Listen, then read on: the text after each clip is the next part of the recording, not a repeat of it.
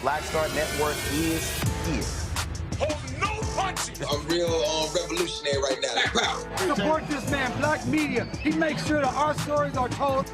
Thank you for being the voice of Black America, Roland. Stay black. I love y'all. All momentum we have now, we have to keep this going. The video looks phenomenal. See, this difference between Black Star Network and Black-owned media and something like CNN. You can't be Black-owned media and be scared. It's time to be smart.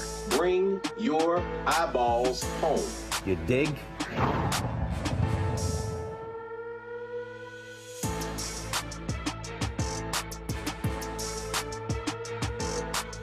Friday, April 6, 2024, coming up on Roland Martin Unfiltered, streaming live on the Black Star Network. Folks, a lot of people not at all happy with Charlamagne, the God, because of his commentary regarding DEI on The Daily Show. I'm going to deconstruct what he said and also be joined by Randy Bryant, DEI disruptor. A Black Mississippi woman could lose custody rights to her children nearly a year after an Indianola police officer shot her then 11-year-old son in the chest. The family attorney will be joining us to discuss this unbelievable case. The Black jobless rate climbed sharply in March, with Black women seeing particularly large drops in employment and overall labor force participation. Economist Morgan Harper will be with us. Also on today's show, our Education Matters segment, a math intervention program that uses hip-hop music to enhance math skills. You say, really? Yep, we're gonna break it down for you. That more. It's time to bring the funk. Roland Martin Unfiltered. On the Black Star Network, let's go. He's got it. Whatever the miss, he's on it. Whatever it is, he's got the scoop, the fact, the find. And when it breaks, he's right on time and it's rolling. Best believe he's knowing. Putting it down from sports to news to politics. With entertainment just for kicks, he's rolling. It's on go, roll, roll, y'all. It's Roland Martin, yeah. Rolling with Roland now. He's funk, he's fresh, he's real, the best, you know he's Roland Martin now.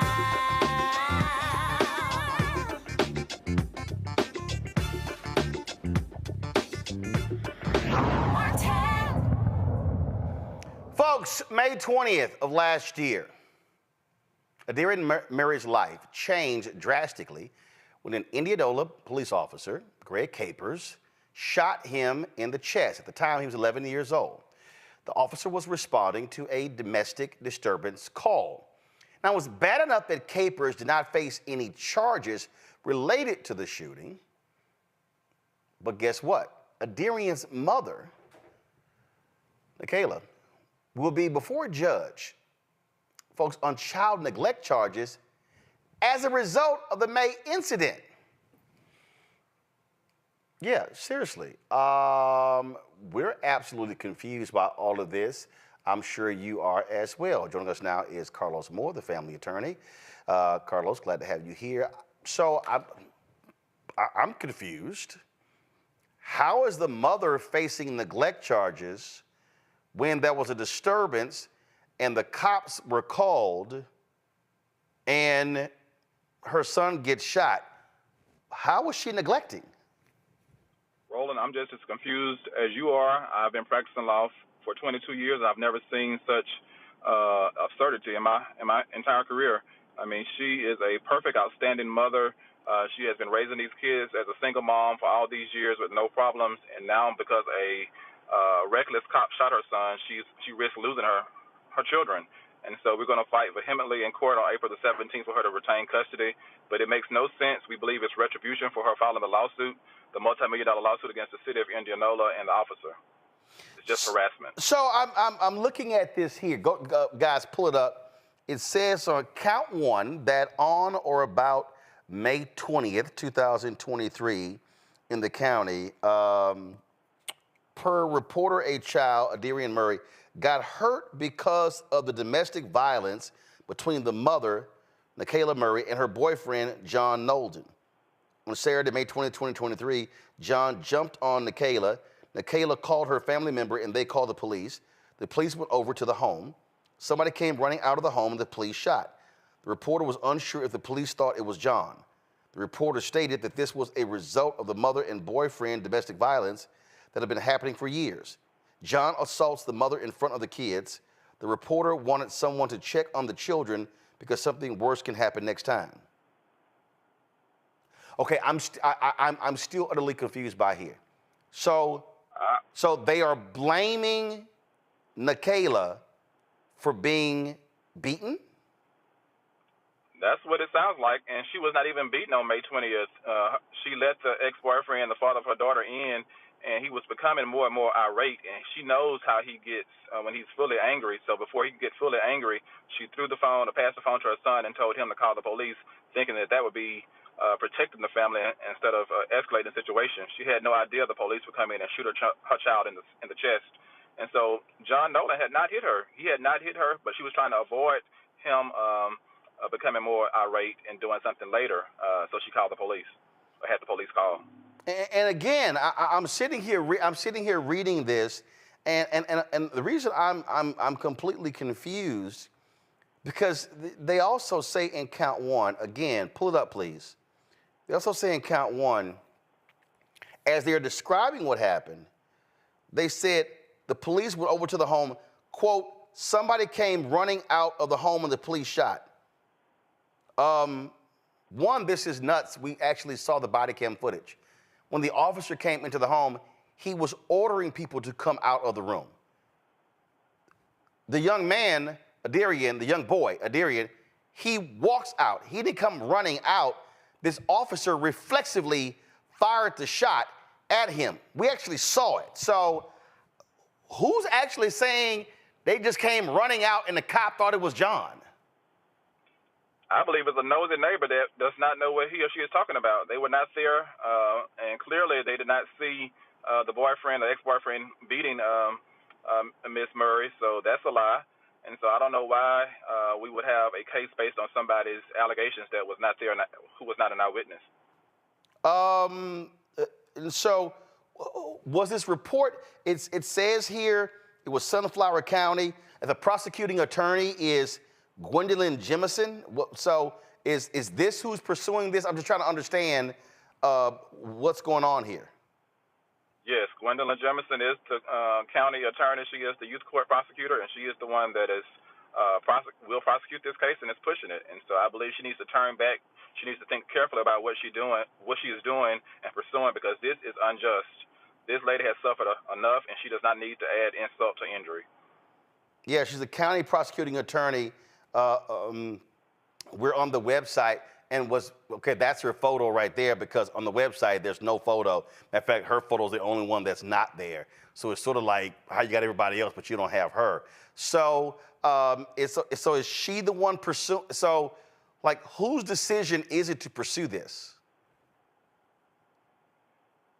I understand from my client that Child Protective Services told her that no case would be open, and then they called her back shortly thereafter, a few weeks, and said it would be open, but they were not pushing it. They interviewed everybody and saw that she was a fit mother, so we don't know if it's the prosecutor pushing it or whoever this alleged reporter or accuser is, if they are pushing it or what, but we're going to get down to the bottom of it, and we expect her to remain the mother and to continue to have custody of her children.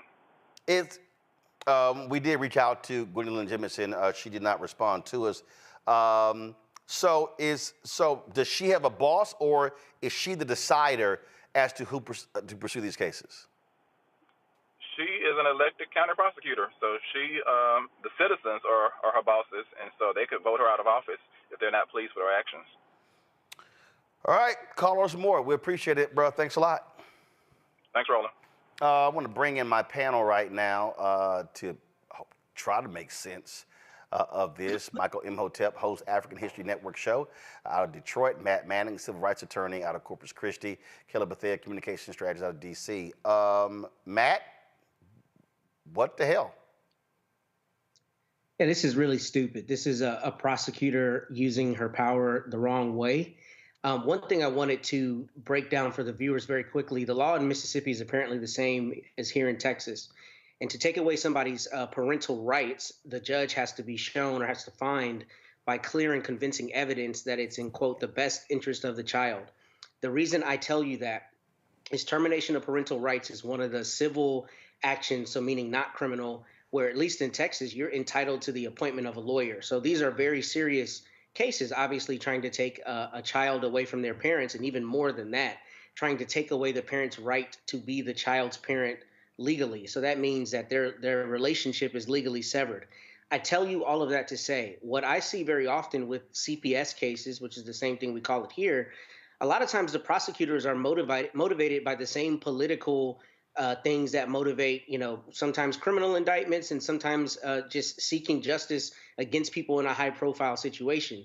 And here, this is absurd. The idea that there's nothing tying the mother and the mother's alleged neglect in this situation to her son is stupid, especially because what they usually do in these cases is they investigate whether the claims by the reporter are actually true. And it sounds like Attorney Moore was saying whomever reported this got the date wrong, got the information wrong, so the grounds on which the judge could terminate her rights, it doesn't sound like there's an evidentiary basis. But the biggest part of this is that clear and convincing evidence sits between what you need to prove a car wreck and what you need to prove somebody guilty of a criminal offense. It's a very high burden.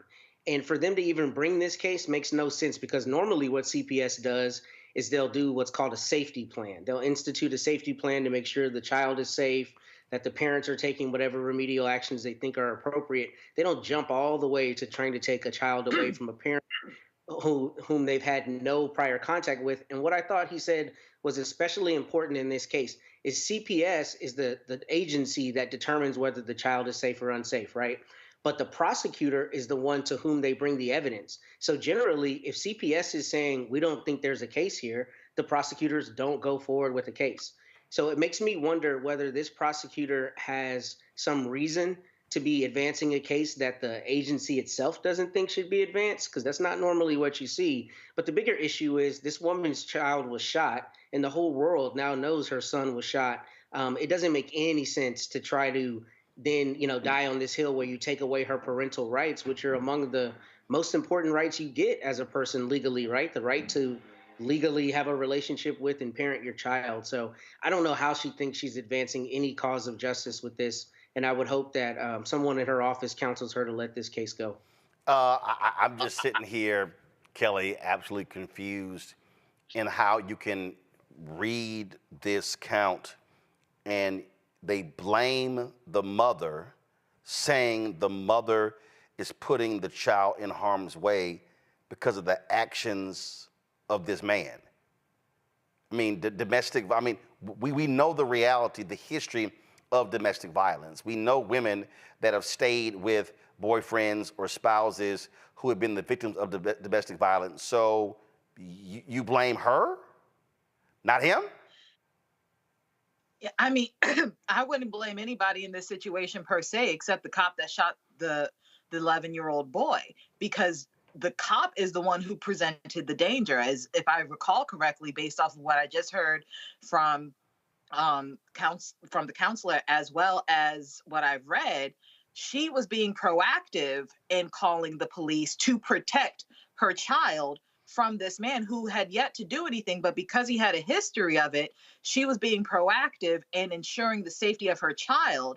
And the person whose job is to also ensure the safety of citizens actually endangered the safety of that child. In fact, he jeopardized it by shooting the 11-year-old boy. So that in and of itself is bad policy on behalf of the prosecuting attorney, because it sets bad precedent. What does it say about the office that they are going to try and strip away the parental rights of a woman who, by all accounts, was doing what she was told is what she was supposed to be doing in situations like this? You call the cops before things get out of hand. You follow commands. You abide by what's happening.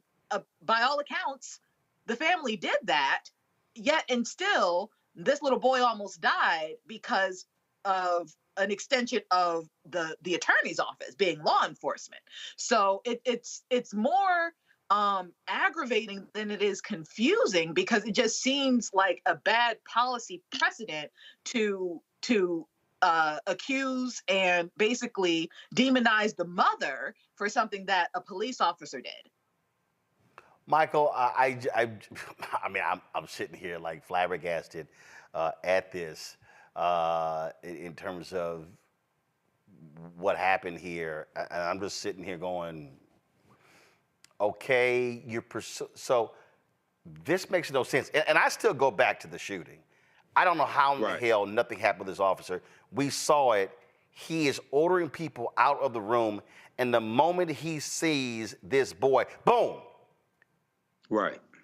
I still don't know how this guy does not, just doesn't get, even if he doesn't get prosecuted, I wouldn't want that cop with a gun with what happened there. Well, first of all, this was a crazy case, and we've talked to Attorney Carlos Moore a number of times on this case. So thanks to him for coming back on. Thanks to you, Roland, for continuing to shine a light on this case. And we saw the body cam footage last time he was on. And Adarian Murray was following police commands to come out, and he comes around the corner. He's in the house. He comes around the corner and gets shot. Okay, so we're still trying to figure out why was he shot? What happened there? So it was definitely recklessness by the police officer. But now to file a lawsuit claiming that the mother put the son in harm's way, and the petition says the witness, this unnamed witness, who says that the boyfriend, the former boyfriend, because they're not in a relationship now, the former boyfriend have been beating her for years, ex-boyfriend John Nolden, to say that the shooting of Adarian Murray was as a result of that, as opposed to the result of a reckless police officer, is still strange enough. It's strange. It's even stranger. I would want to know who this unnamed witness is, and I want to see that unnamed witness cross-examined as well, because something is wrong here, and it very well could be retaliation for the $5 million lawsuit that the mother has filed against the city of Indianola, Mississippi. So more crazy things happen in this case, so we'll have to see how this turns out. But the other thing, lastly, was John Nolden ever arrested for assaulting the mother?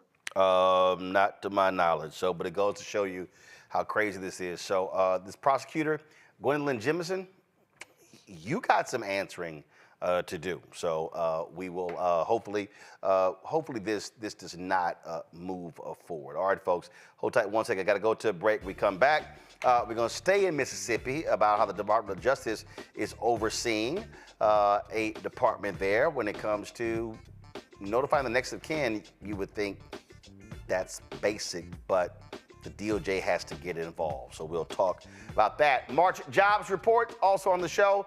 In addition to, I'll talk about DEI, Charlamagne the God on The Daily Show, but also the constant attacks that we're seeing all across the media, namely from white conservatives. You're watching Roland Martin Unfiltered right here on the Black Star Network.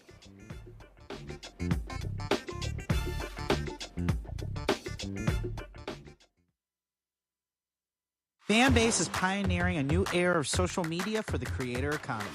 This next-generation social media app with over 600,000 users is raising $17 million, and now is your chance to invest. For details on how to invest, visit startengine.com/fanbase or scan the QR code. Another way we're giving you the freedom to be you without limits. As bad as Trump was, his economy was worse, and Black America felt it the most. He cut health insurance while giving tax breaks to the wealthy and big business. He stoked racial violence, attacked voting rights, and if reelected, vowed to be a dictator and, quote, get revenge. We can't go back. As president, I put money in pockets, creating millions of new jobs, and capped the cost of insulin at $35 a month. There's a lot more to do, but we can do it together. I'm Joe Biden, and I approve this message. On a Next, A Balanced Life with me, Dr. Jackie. People can't live with them, can't live without them. Our relationships often have more ups and downs than a boardwalk roller coaster, but it doesn't have to be that way. Trust your gut. Whenever your gut is like, this isn't healthy, this isn't right, I don't like the way that I'm being treated. This goes for males and females. Trust your gut, and then whenever that gut feeling comes, have a conversation. Knowing how to grow or when to go, a step-by-step guide on A Next, A Balanced Life on Black Star Network.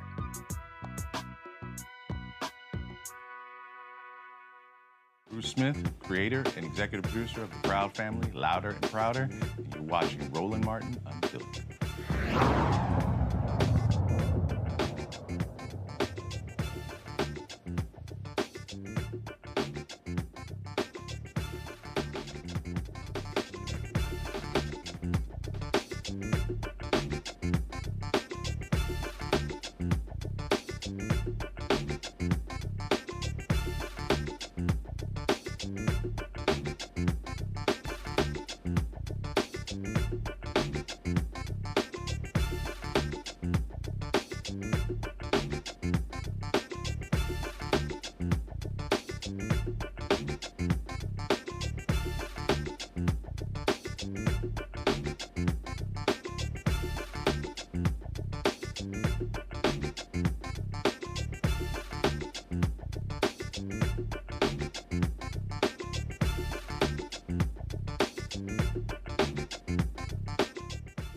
Near Mississippi's capital were buried in a pauper cemetery without their relatives' knowledge. The U.S. Department of Justice will help the city's police revamp policies for performing next of kin death notifications, which is sort of crazy.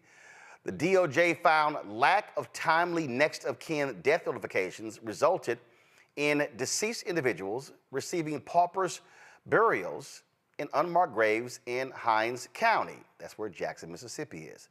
The Civil Rights Division of the U.S. Department of Justice and the U.S. Attorney's Office for the Southern District of Mississippi will provide technical assistance to examine JPD's, Jackson Police Department's, general order on missing persons, as well as the new general order on death notifications, and then recommend implementation and training for the Hinds County Coroner's Office. They will receive recommendations on policies and training for locating next of kin.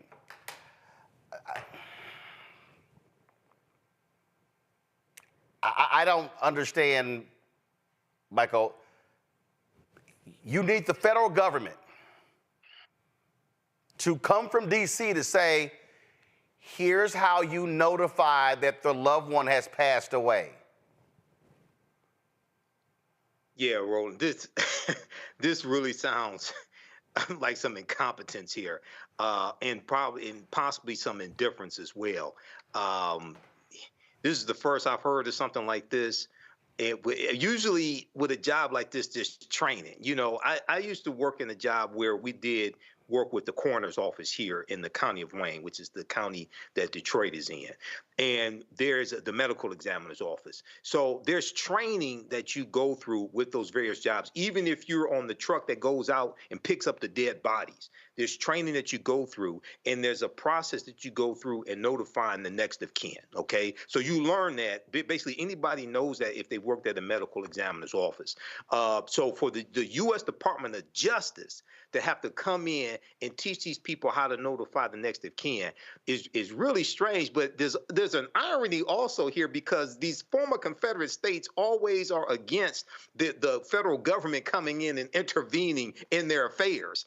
And now their incompetence is being exposed, and the federal government has to come in and intervene in your affairs. So hopefully this malfeasance will be corrected. But this is some more nonsense coming out of Mississippi. I mean, Kelly, really? I mean, if I'm the mayor of Jackson, Chokwe Lumumba, I'm cussing everybody out with the police department, saying y'all embarrassing the hell out of me by having to call in DOJ because y'all Simple Simons don't know how to actually track down the damn next of kin. I mean, I would be really surprised if he hadn't already cussed these people out. He gives me that vibe of, letting everybody know exactly what's on his mind.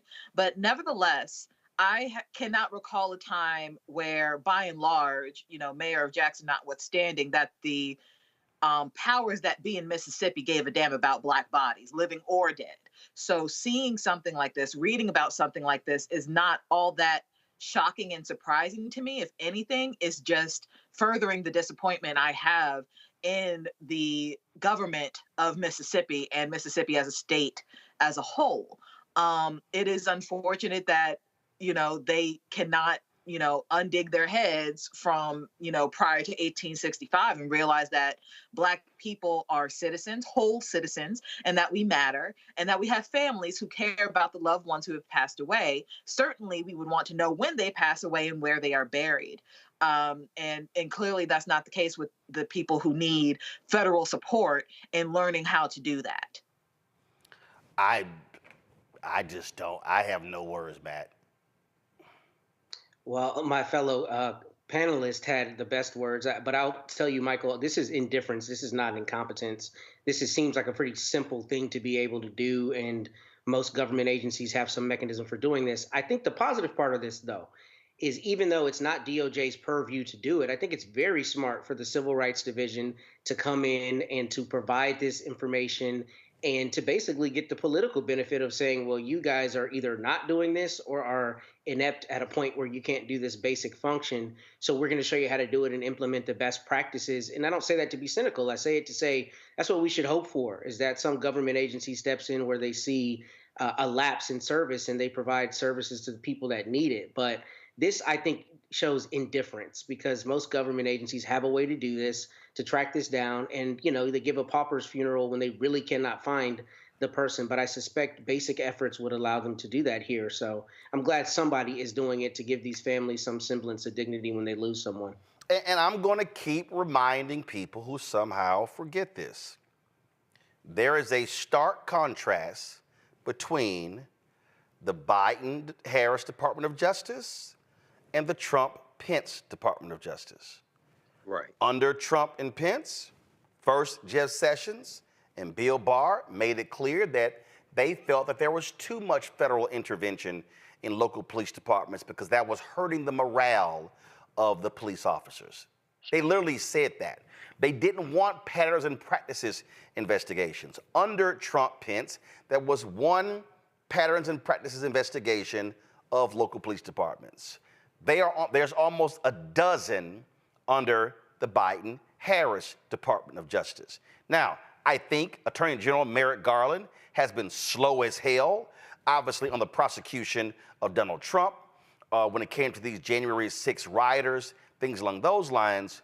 But I dare say that this, and y'all have heard me say it before, this Civil Rights Division, led by Christian Clark, formerly head of the Lawyers Committee for Civil Rights under Law, is the most aggressive Civil Rights Division in the Department of Justice since Robert F. Kennedy was there and they were dealing with Klansmen and the attacks on African Americans during the Black Freedom Movement.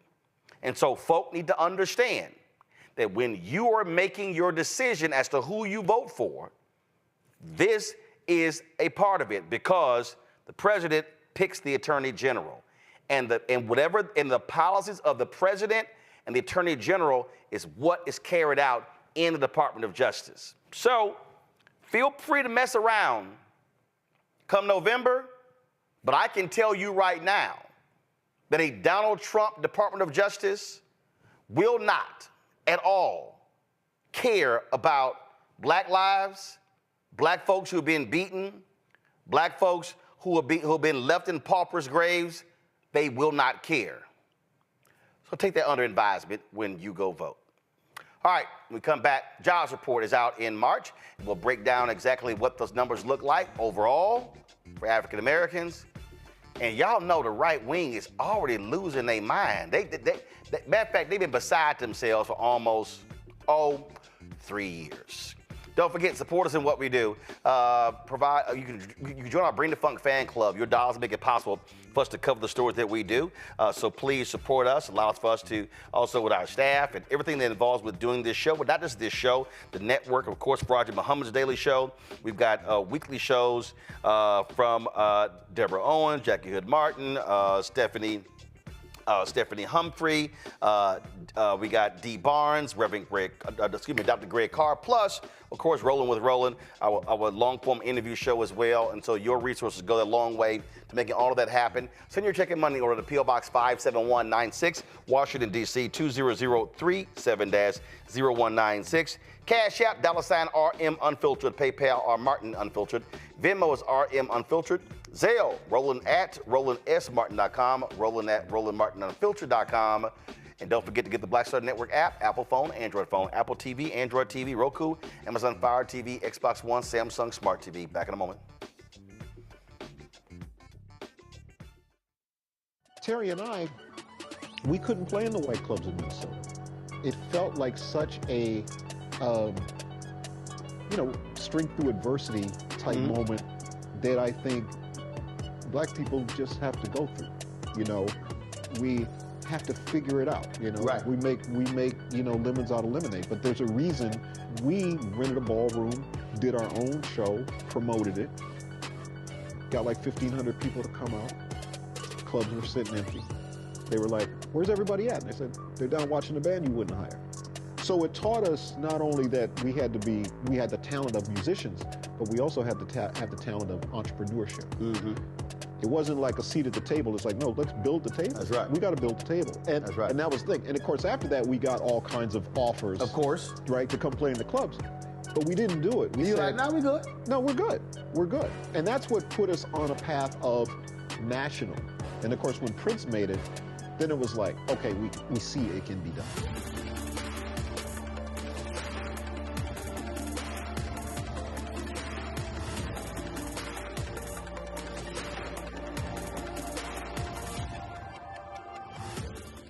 As bad as Trump was, his economy was worse, and Black America felt it the most. He cut health insurance while giving tax breaks to the wealthy and big business. As president, I put money in pockets and capped the cost of insulin at $35 a month. There's a lot more to do, but we can do it together. Fanbase is pioneering a new era of social media for the creator economy. This next generation social media app with over 600,000 users is raising $17 million, and now is your chance to invest. For details on how to invest, visit startengine.com/fanbase or scan the QR code. Another way we're giving you the freedom to be you without limits. Farquhar, executive producer of Proud Family. You're watching Roland Martin Unfiltered.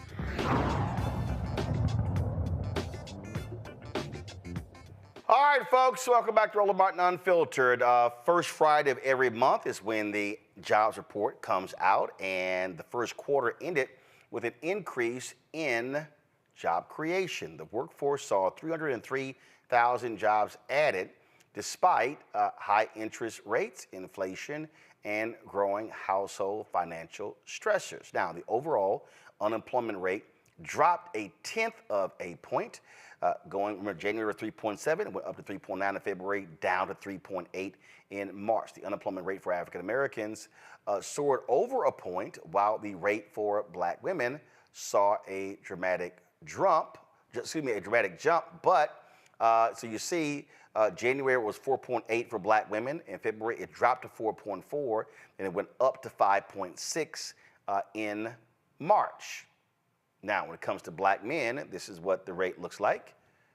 January is 5.3, February 6.1, March was 6.2. Morgan Harper from the American Economic Liberties Project joins us right now. So, okay, Morgan, you went through the numbers. Break it down for us. What happened? Yeah, so we did see, as you mentioned, this exceeding of expectations in terms of overall job creation, 300,000 jobs created versus, about the 200,000 that were forecasted.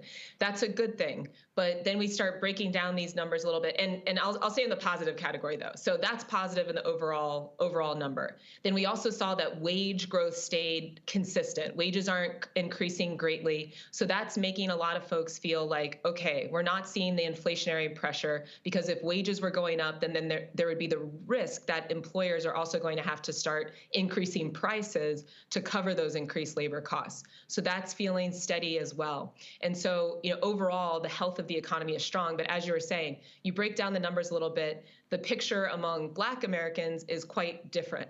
We are not seeing that same level of unemployment drop, the overall level being about 3.8%, but the increase, especially among Black women. And that's kind of interesting because, like I said, the job growth has increased. We have 3,000 jobs that were created. If wages are also increasing, those jobs are getting filled, but it doesn't seem that they're being filled by us.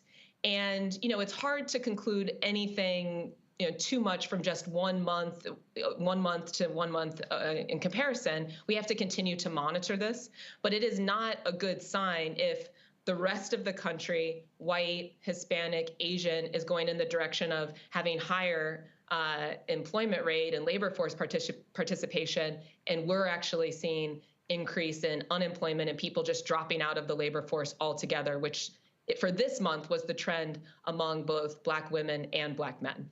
And so going through the report, where did we see the most job growth in terms of sectors?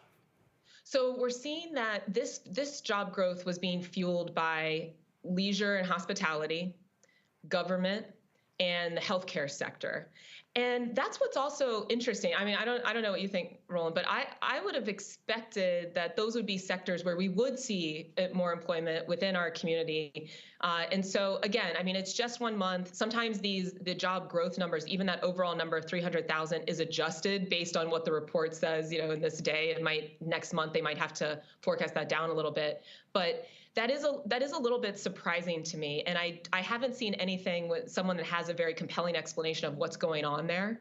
But with those sectors driving a lot of this growth versus like professional services, for example, that is not seeing growth. That was seeing just very, very small increase. But, having the hospitality, leisure, having government and healthcare all being the drivers of this job growth, and we're still seeing Black unemployment going up, is problematic. One of the things that I saw there was some conservative who was whining. He was like, 0 manufacturing jobs were created in March. All of the stuff that Biden is doing, and I was like, wow, so you skipped over the 303,000 and you went right to that one. Really?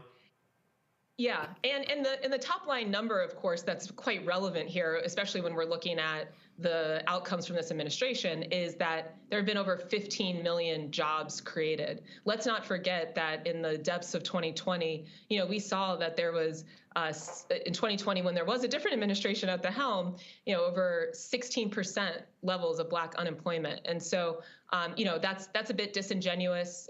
Just because we're not seeing growth in that sector compared to last month isn't some kind of indictment of the overall economic strategy here. But again, we do need to continue to watch not only the discrepancies with Black workers versus the rest of the country, but also some topics we've discussed before, the amount of debt that people are taking on, record levels of credit card debt, that also, small businesses that are maybe taking on debt, auto loans. These are all sectors that are starting to see higher levels of charge-offs, delinquencies, and could be a source of instability in the economy if the trends were to continue. But here's the thing that always cracks me up, and this is one of those quirks about our economy, is when folks go, "Ooh, Americans are buying stuff. Consumer confidence is soaring. They're using credit cards." But when they start saving money, people are saving money. That's bad for the economy. I think people have to understand that literally the psychosis of the American economy is spend, spend, spend, spend, spend. Do not save and invest.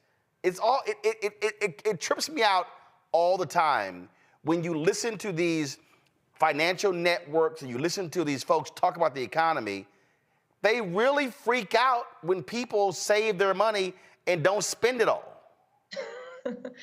Yeah, I mean, we have a consumerist mindset here in America, and especially if you're the ones that are benefiting from large corporations having people spend a lot of money, which is a lot of the folks that are investing professionally that are on these shows and some of the financial press and networks. Well, then, yeah, you want people to definitely keep spending. But, you know, here what we're seeing is actually consumer saving and the household balance sheet is pretty steady. And I agree. I mean, that's a good thing. Yes, there was some fiscal stimulus that came at the beginning of the administration that everybody said, oh, this is going to, you know, bring down the economy, and certainly maybe a factor, you know, that contributed somewhat to inflation. But people were responsible with that money. They have managed their finances in an appropriate way. But like I said, the credit card debt is a big deal. And seeing this level of credit card debt burden is something that we do need to continue to watch, because $1 trillion is no joke. So yes, people seem to be continuing to have strong savings, but there is a lot of debt that is being taken on, and just need to see if that's going to continue to present a risk for our overall state of the economy. So one of the truly crazy people in America, the MAGA idiot Maria Bartiromo, she always loses her mind this time every month when the jobs report drops. And I got a kick out of this one because they were complaining about interest rates and the jobs report. Listen to this. It's a good number, no question. Well, it's a good number, but is it too good for rate cuts, Bob Dahl? I mean, yesterday we heard from Neil Kashkari saying, I'm penciling in 2 cuts, but there's a chance there's no cut at all. If the economy's on fire like this and we got 303,000 jobs in the month of March, why cut interest rates? So it's like, oh my God. So just correct me. So they complained about inflation, but now this is what it looks like when Fox talks. This is what it looks like. Well, exactly, because I mean, you know, the argument is like, oh, we got to get the interest rates lower. We got to get the interest rates lower to support business growth, the business community. The business growth is happening. People are getting loans. We have people from banks, large banks, that are saying that they are giving resources to entrepreneurs because they feel strong about the economy. The titans of industry no longer think that a recession is around the corner. And so this idea that, oh, if only interest rates would become lower, then what? The stock market would have its second biggest record, biggest day on record. I mean, I don't know. Yeah, what is the indicator left that you're ready to see improve? It's a strong economy. Now, prices are continuing to be a bit high. I mean, there is still an inflationary environment that we're in, but it is nowhere near where it was in the depths of the pandemic.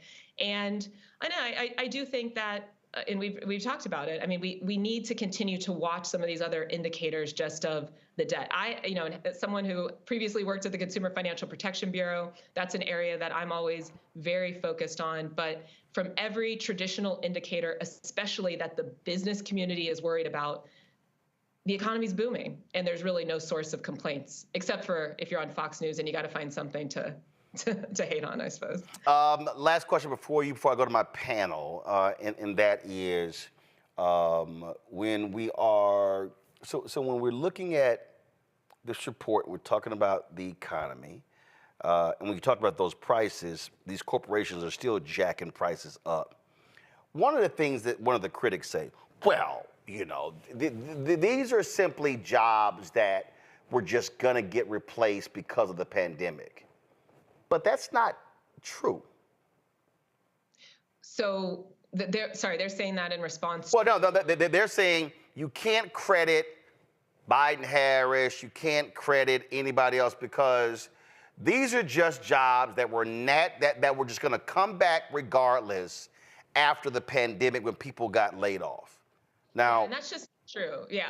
I mean, even adjusting for the job loss that happened during the pandemic, we are seeing increased rates of job creation compared to pre-pandemic times. So, you know, those folks really need to pay attention to the data.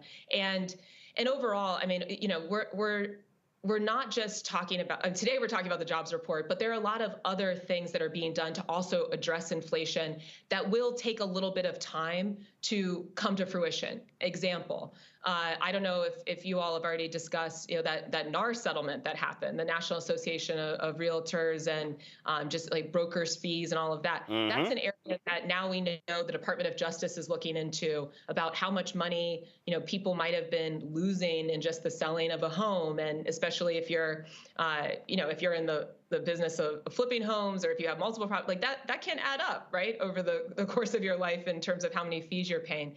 To have the Department of Justice saying that they filed a statement of interest, and there was just a ruling today that they're going to be able to perhaps continue to investigate that, building off of what happened in that plaintiff's case, that's a big deal. That we have the Federal Trade Commission that's looking into how hotels are maybe using these algorithms to raise prices, and that every time you go on a trip or have to, travel somewhere to explore some other business opportunity, regardless, what you're up to, that could be increasing your prices. So we've seen already the efforts over the past couple of years to bring prices down are effective. How do we know inflation's down to just about, between 2.5, 4% based on, different estimates, which isn't exactly at the 2% that's the goal as the Fed has stated, but there's more work to be done. But some of it isn't entirely in our control if some of these big corporations that have a lot of market power just want to do whatever they can to disgorge as much income as possible from Americans.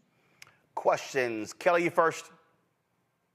Sure. So I understand regarding these numbers, they're really a reflection of the month before. And I also understand that there has been an increase of discussion regarding DEI within the last month. So it might not be that much of a correlation, but I am curious what you think about the possible correlation between the discrepancy of increase of jobs amongst Black people and the talk about removing DEI policies from corporations and the like. That's interesting. I mean, I think that's a valid point to bring up. To me, though, I would imagine a lot of the types of businesses that tend to care more about DEI and have that in part of their hiring practices are in the professional services sector, which is one of the areas where we said the growth there has been a little bit more stagnant, so isn't likely driving the numbers that we're seeing today. Seeing some of the growth that it's more in hospitality, leisure, in education, and healthcare, and government.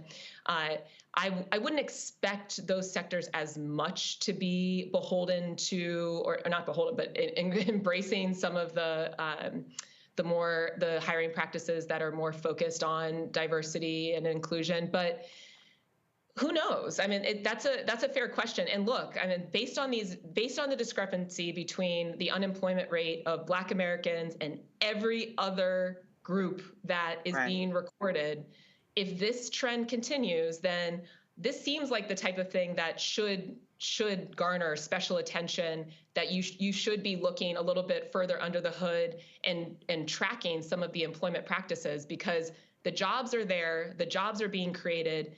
If Black people aren't getting them, then that should be a top priority for the government to figure out what's going on. Matt? Yeah, so thanks for breaking this down, Morgan. I have two questions for you, and they may be kind of rudimentary, but I need to know the relationship between a couple things. So I saw in the report that the average wage, I think, has gone up to $34 and some odd cents. What is the correlation between that and the Fed's approach to interest rates and trying to tamp down inflation, just so people understand how does the average wage correlate to that, if it does at all? And secondly, how does the Fed or any really government agency take into consideration that average wage is likely heavily skewed by incredibly high wage earners, who may be in tech or other sectors as compared to a larger part of the populace? How does that factor into the Fed's approach to keeping our economy on track? Yeah, well, I mean, I think an important point for all of us to keep in mind is it's not totally clear how the Fed makes decisions, right? I mean, they have their open meetings, they share some of their thoughts, but it's not exactly a fully transparent process. But just in terms of, how that wage growth impacts how they might be thinking about what to do with interest rates. And this is something I was talking about a little bit earlier. And by the way, I don't think there are any rudimentary questions. This is all kind of complicated, and it's important that we understand what's going on. And so If the Fed were to see that wages were increasing a lot, which is not what we saw this month, but if they were to see that wages were increasing a lot, then that would mean that employers have to start paying their that employers likely already were or are on a trend to have to start paying their workers a lot more. And if that's the case, then their operating costs overall of running their business would be increasing, which might lead them to increase prices as well, which could be then that is one of the, when we talk about inflation, we're talking about increased prices. So that could be driving a trend of prices continuing to go up and maybe an increase in the inflation rate. But since we're not seeing that, wage growth has stayed pretty stagnant. But jobs are still being created. That suggests that there are enough workers to go around that are filling these positions, that we don't have employers that are engaging in some kind of stiff competition and with having to increase wages even more to attract talent. Now, of course, we like earning more money. I like making more money. So a little competition is good, but we have seen a lot of wage growth over the past couple of years. And so this isn't saying that it's going down. It's just that it's more or less staying steady. And if that's all true, then we have an environment that is referred to as this equilibrium, where, okay, wages are staying pretty steady. They're going up, but not up too much. That jobs are still being created, that business is growing, we're seeing productivity increase in the economy. And those are the factors, that equilibrium, that we're probably going to be something that leads the Fed to think we're good. We're not in an excessively inflationary environment, and these interest rates can probably stay the same. They want to start changing interest rates when they feel like that's necessary to do, or if one of those things is getting out of balance and they want to start spurring more investment or spurring more business productivity. And right now it just doesn't seem like that's necessary. So a lot of people are saying it's more likely that they're just going to keep rates as they are, even though they have committed to decrease rates 3 times additionally this year. We'll see how that bears out. Michael. All right, Morgan. When we look at when we look at the labor force participation rate, we saw it increase to 62.7%, and we saw that people were both working and also looking for work in this March jobs report. When we look at the increase in the unemployment rate for Black women of 5.6% and 6.2% for African American men, what relationship, or how do we interpret that number also in relationship to possibly more African Americans looking for work as well? Because that can also increase the unemployment rate. What's the correlation there? How do we interpret these numbers? Yeah, I mean, this is the area that concerns me the most, because, when that number goes down of people that are employed or looking for work, like you noted, it does include people who are looking for work. So if we're seeing that number go down for both Black women and Black men, that means people are opting out of engaging in the economy. But as we've said, the economy roars on. And so there is a risk there that people could be left behind. So we have, that's something that we need to continue to look at. But like I said, I caution against drawing too many strong conclusions just based on 1 month of data. But we need to definitely add that to our agenda and our monthly talks here about how those numbers are changing over time to know whether we have, a more of an emergency situation on our hands. All right, then. Thank you. Morgan, we appreciate it. Thanks for breaking it all down for us. Thanks for having me. Good to see you all. Likewise. All right, folks, we come back. I love political shade. And a couple of Democrats have an idea of naming something after Donald Trump. I think it's a fantastic idea. I'll tell you what it is when we come back. Roland Martin Unfiltered on the Black Star Network. Fanbase is pioneering a new era of social media for the creator economy. This next generation social media app with over 600,000 users is raising $17 million, and now is your chance to invest. For details on how to invest, visit startengine.com/fanbase or scan the QR code. Another way we're giving you the freedom to be you without limits. I'm Dee Barnes, and next on The Frequency, Beyonce has always been country.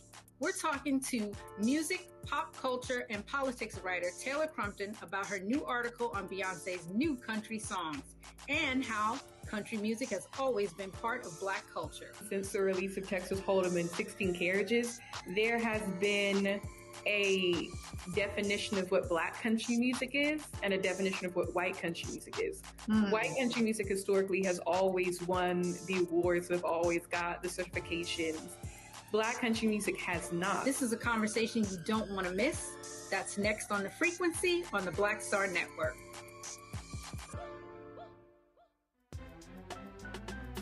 I'm Faraji Muhammad, live from LA. And this is The Culture. The Culture is a two-way conversation. You and me. We talk about the stories, politics, the good, the bad, and the downright ugly. So join our community every day at 3 p.m. Eastern and let your voice be heard. Hey, we're all in this together. So let's talk about it and see what kind of trouble we can get into. It's The Culture, weekdays at 3, only on the Black Star Network. This is Essence Atkins. What's the love king of R&B, Raheem Devon? It's me, Sherry Shepard, and you know what you watch. You're watching Roland Martin, Unfiltered.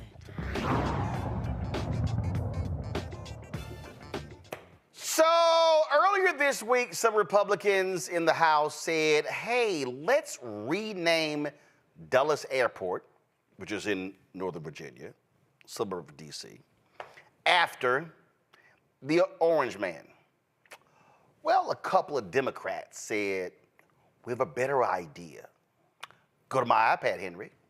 Congressman Jerry Connolly, whose district the airport is in, and Jared Moskowitz out of Florida, and John Garamendi, they introduced a bill, Matt, Kelly, Michael, that is amazing. They say, instead, let's change the name of the federal prison in Miami to the Donald J. Trump Federal Correctional Institution. The quote, Connolly says, hey, when our Republican colleagues introduced their bill to rename Dulles after Donald Trump, I said the more fitting option would be to rename a federal prison. I see no reason to wait. Donald Trump faces nearly 100 felony charges. He has been found liable of sexual abuse and subsequently for defaming the victim of that abuse. He has been fined hundreds of millions of dollars in a civil fraud case. It is only right that the closest federal prison to Mar-a-Lago should bear his name. I hope our Republican friends would join us in bestowing upon Donald J. Trump the only honor he truly deserves. I think it is a fantastic idea, Matt. I think this is stupid. This is absurd. And look, as a matter of course, I don't like a lot of the political pageantry on either side, no matter where my loyalties lie. I think it's dumb. I mean, look, they can't even figure out how to pass a spending bill to keep the government open, but they have time to pass, or at least propose asinine bills like this. I mean, it's funny. I'll concede that. I don't like the idea that, we as a society are becoming more cemented in the idea of making people guilty in the court of public opinion before they're found guilty in court. I think that will surely happen with Donald Trump, but he hasn't been found guilty yet. So, I get it. But I do think that it's funny. But I also don't like when politicians waste our resources on this kind of thing because we have a lot of big issues that need to be tackled. And I don't think they need to be passing bills purely for us to be talking about it on shows and laughing at the political shade. I mean, they got a lot more important things to do. Well, actually, they have a lot more important things to do, Michael, but they've only passed something like 30 bills the whole damn year. So Democrats are like, okay, you have a stupid idea, we got a better one. They passed the Republican-led House of Representatives passed 27 bills in 2023. That's the lowest number since the early 1930s during the Great Depression.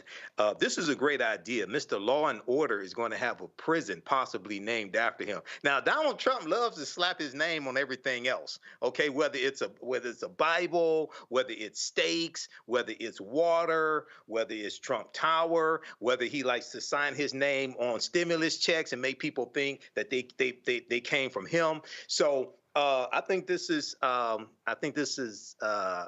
good idea and probably poetic justice as well. And I know he hasn't been convicted yet, but Matt, a lot of this stuff he's admitted to doing.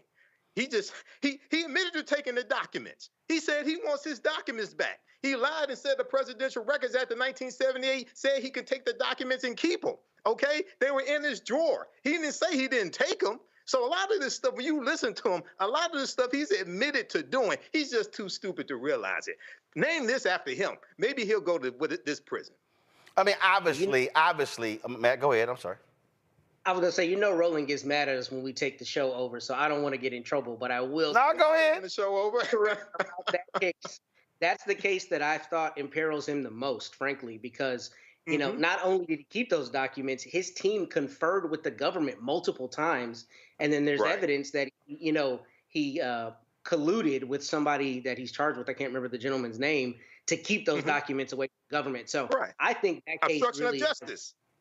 Has serious risk for him, and I've always thought that. So I don't think you're wrong, but I like the idea of innocent until proven guilty, because otherwise we will be on the losing end of that, and we have to preserve that as a principle of our legal system in America. I'm done, Roland. Yeah, but here's the whole deal. Here's the whole deal, Kelly. You don't have to be convicted of something to have it named after you. You don't. From my understanding, Dulles is named after somebody from the Eisenhower administration. It was one of the Dulles brothers. You have Allen Dulles and John Foster Dulles, of course, the brothers who, frankly, were responsible for overthrowing many governments. One controlled the CIA, one was Secretary of State. Right. So, and that's to my point. Like, we have plenty of landmarks and buildings named after people in American government that did absolutely atrocious things, whether they were convicted or not. So I don't see why this would be any different. I do agree with Matt that the legislation is dumb. I do think that we have more important things to discuss, but everybody needs a little bit of comic relief, even those who are in the government and frankly haven't been doing much by not passing bills. I digress on that. Even still, the point was made. Right. I would go a step further and say it shouldn't be something that Congress passes. I think they should slap his name on a for-profit prison for all, make some money, because he got to pay almost $500 million, or no, that got discounted to 100. Pay it. He still has to pay it. That's just a bond. Oh, he still has to pay it. Okay. I mean, he needs to make money somehow. The case. Yeah. He needs to make money somehow. I say put it on a for-profit prison, call it a day, and frankly, leave us alone. But my point being is that there are plenty of things that are named after people who did really grimy stuff, and their names are slapped on buildings all the time, every day. I don't see why Donald Trump would be any different. I think this would actually be appropriate. Well, have at it. Hey, bottom line is,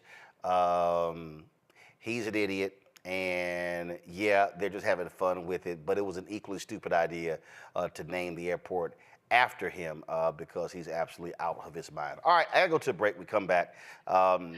So Charlamagne the God talked about DEI on the Daily Show, and man, people were all in their feelings, people are upset. So I'm gonna talk about that, but we're gonna also expand the conversation. We talk about DEI. I will unpack and deconstruct that next, right here on Roland Martin Unfiltered on the Black Star Network. As bad as Trump was, his economy was worse, and Black America felt it the most. He cut health insurance while giving tax breaks to the wealthy and big business. He stoked racial violence, attacked voting rights, and if reelected, vowed to be a dictator and, quote, get revenge. We can't go back. As president, I put money in pockets, creating millions of new jobs, and capped the cost of insulin at $35 a month. There's a lot more to do, but we can do it together. I'm Joe Biden, and I approve this message. Fanbase is pioneering a new era of social media for the creator economy.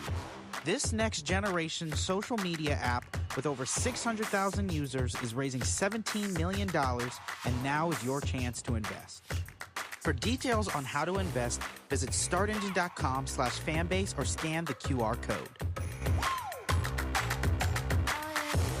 Another way we're giving you the freedom to be you without limits. I'm Deborah Owens, America's Wealth Coach. And on the next Get Wealthy, you'll meet Jandy Turner, who took her love of sports, expanded her network, and created a thriving business. I settled on developing a golf event planning business which in and of itself has been very viable for me. One of the things that I've learned from producing hundreds, if not thousands, of golf tournaments is that business gets done on the golf course. All on The Next Get Wealthy, only on Black Star Network. Hey, it's John Murray, the executive producer of the new Sherry Shepherd Talk Show. This is your boy, Earthquake. And you're tuned in to Roland Martin, Unfiltered.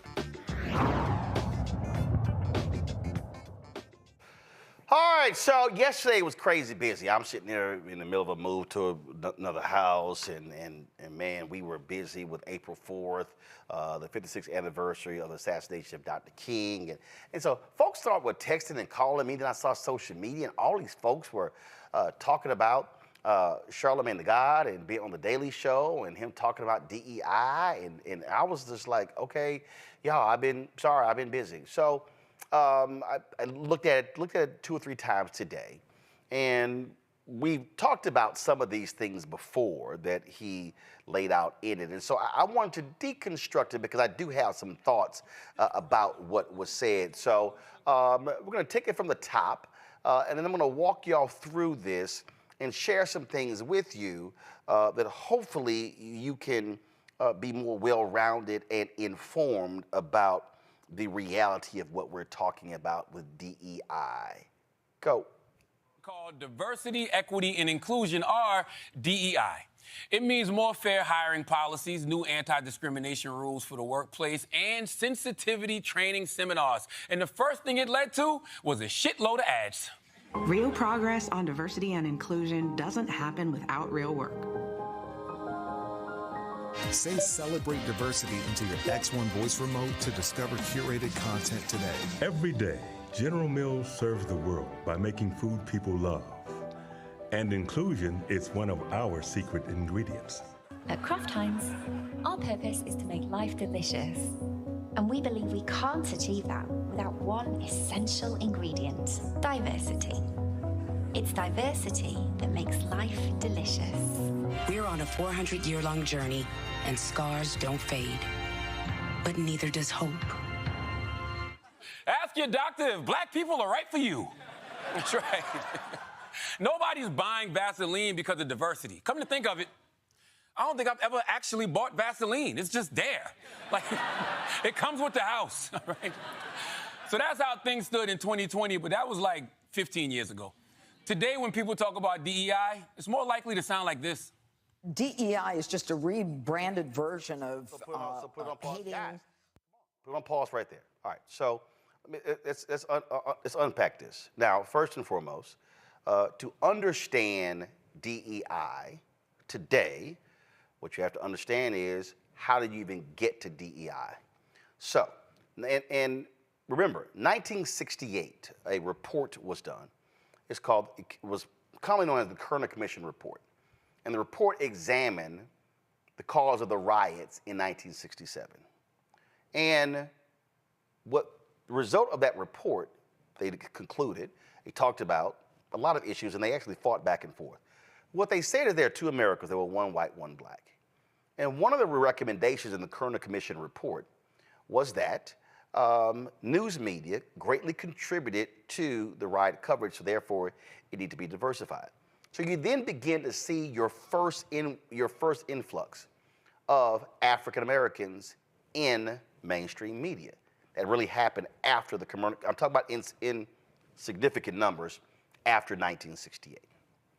So if you look at the early 70s, you really then begin to see your first programs dealing with affirmative action. Why? Well, remember, President Lyndon Baines Johnson used that phrase first when he was at Howard University. Then Richard Nixon is elected. One of Richard Nixon's focus was, in order to reach African Americans, let's tap into economics. So what Nixon did was, Nixon tapped Arthur Fletcher, and Arthur Fletcher many have called the father of affirmative action. Bob Brown, who was a very close associate of Reverend Dr. Martin Luther King Jr., involved in Operation Breadbasket. Bob Brown had a significant portfolio and was advancing a number of these economic initiatives in the Nixon administration. The reason Earl Graves was able to actually launch Black enterprise is because he had raised money but did not have enough money, and he was seeking a grant from the federal government. Bob Brown discussed this in his book.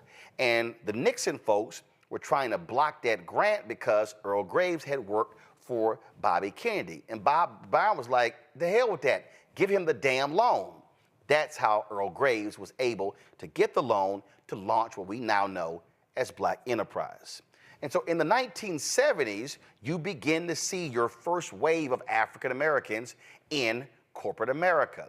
Now, if you were remember, Jackie Robinson was the first vice president of a major corporation in New York City. So you go into the 1970s, and so you now begin to see African Americans go into corporate America.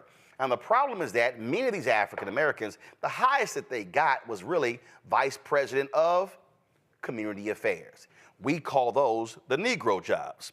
Those were the jobs where basically their job was to work with the community, and they would show up at the events, and they would come with the big checks with the small numbers and all stuff like that. You had that. Now, Ellis Coles talked about that generation of African Americans in the 70s and 80s in this book. Let's pull it up. The Rage of a Privileged Class. This is the book, right? This is the book right here. Why are middle-class blacks angry? Why should America care? And he talked about the things that they went through because they were hitting that glass ceiling. It is a phenomenal book that you actually ought to read. Once you then, and so you had those affirmative action programs. Remember, you had black mayors. So you get affirmative action programs that were quite significant in Atlanta, Maynard Jackson, Coleman Young in Detroit, Gary Hatcher in Gary, Indiana. You had Stokes in Cleveland, Marion Barry in Washington, D.C., and other places.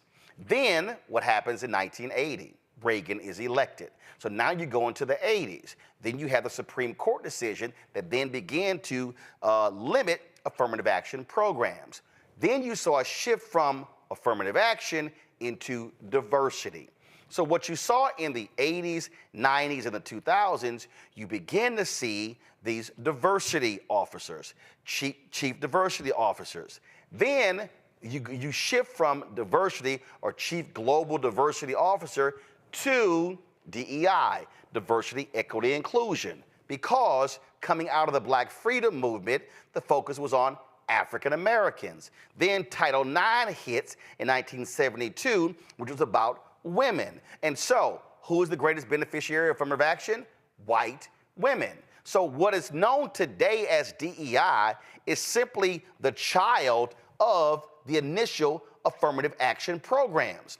But what they then did, they began to expand this to not just be for African Americans. It became African Americans, it became white women, it became Latinos, Asian Americans, Native Americans, it became gay, it became disabled, and then all of a sudden, the critics were like, well, why can't we have diversity of thought?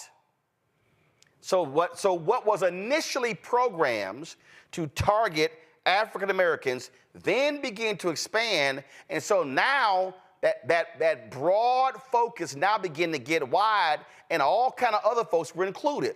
I remember I was speaking in a corporation, and somebody asked me about DEI programs, and I said, black people. They were like, that's it? I said, ethnics. I said, ethnic Americans. I said, I limited that. I wasn't trying to include everybody else because I was focused on exactly what programs were designed for. And so, George Floyd is murdered May 2020. I remember talking to somebody who was in the DEI space. At one point after the death of George Floyd, there were something like 100 open DEI jobs on LinkedIn. I mean, all of a sudden, the jobs opened up. And so you then begin to see corporations posting on Instagram, on Twitter, all these places talking about their support for diversity, equity, and inclusion. It was sort of like, really? Really?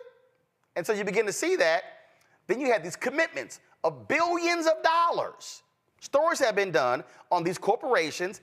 The numbers have gone, I've seen numbers anywhere from 30 billion to 100 billion talking about supporting various initiatives all across the country. Let's pull it up. Come on.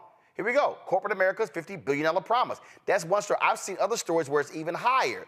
And everything was about DEI, diversity, equity, inclusion. Now, once you begin to unpack DEI, what you begin to realize that something like 75% of the people who had the DEI jobs were white folks. Yep. Weren't black folks. It was white folks. A lot of them women. Now, press play. Let's pick up where Charlamagne left off, and let me unpack the next part.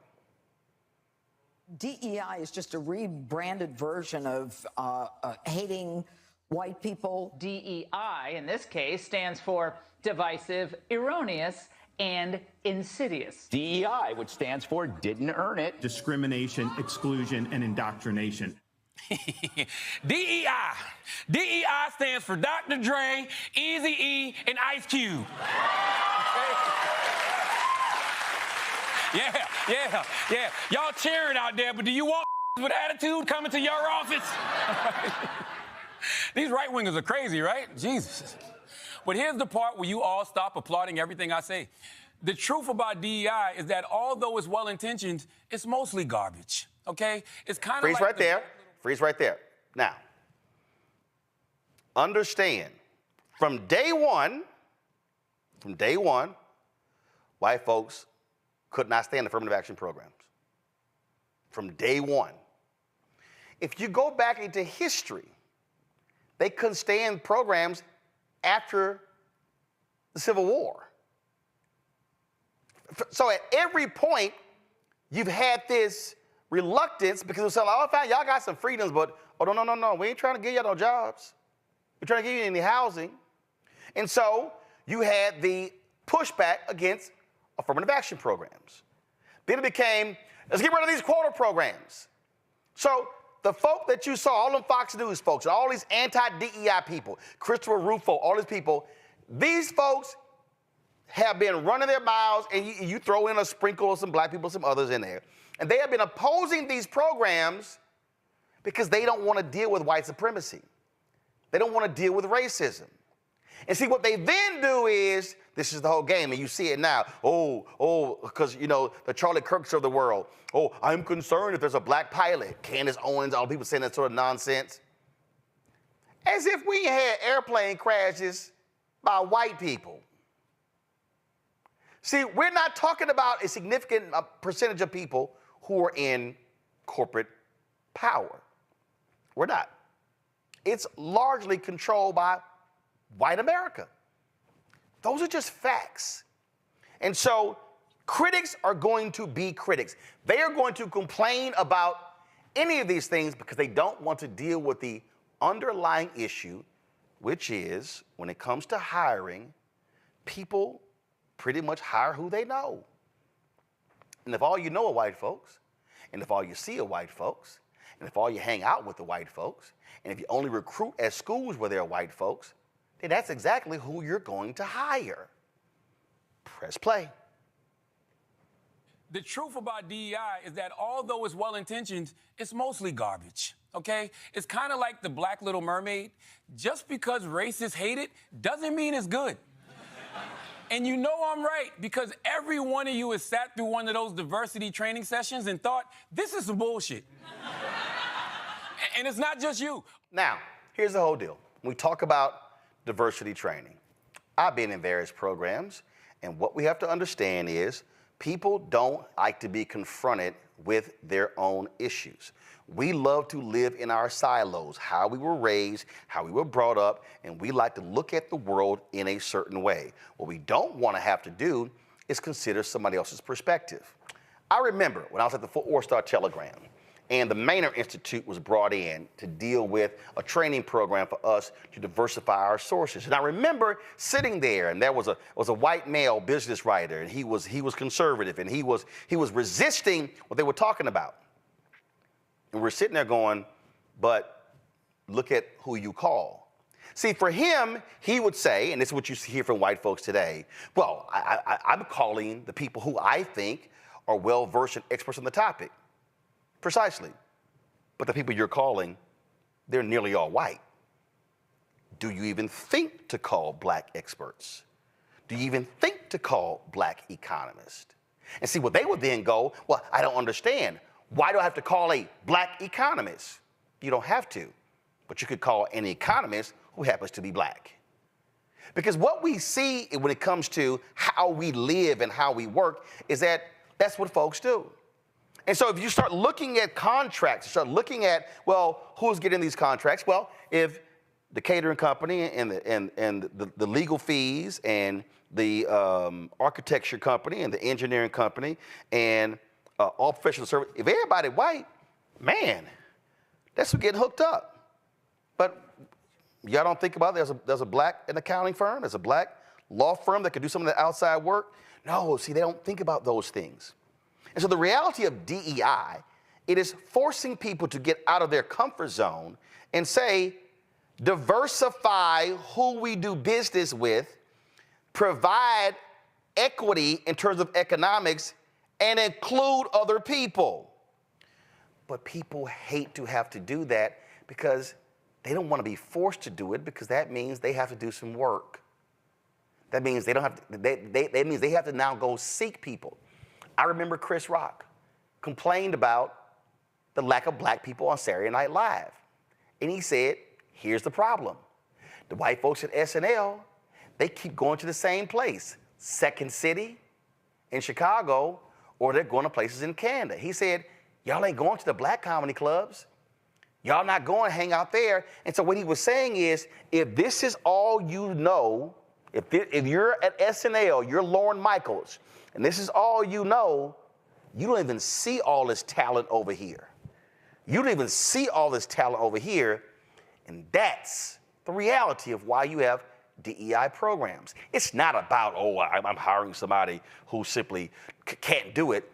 But see, that's what the haters do. See, the haters love to frame this thing as, oh, they're not good enough.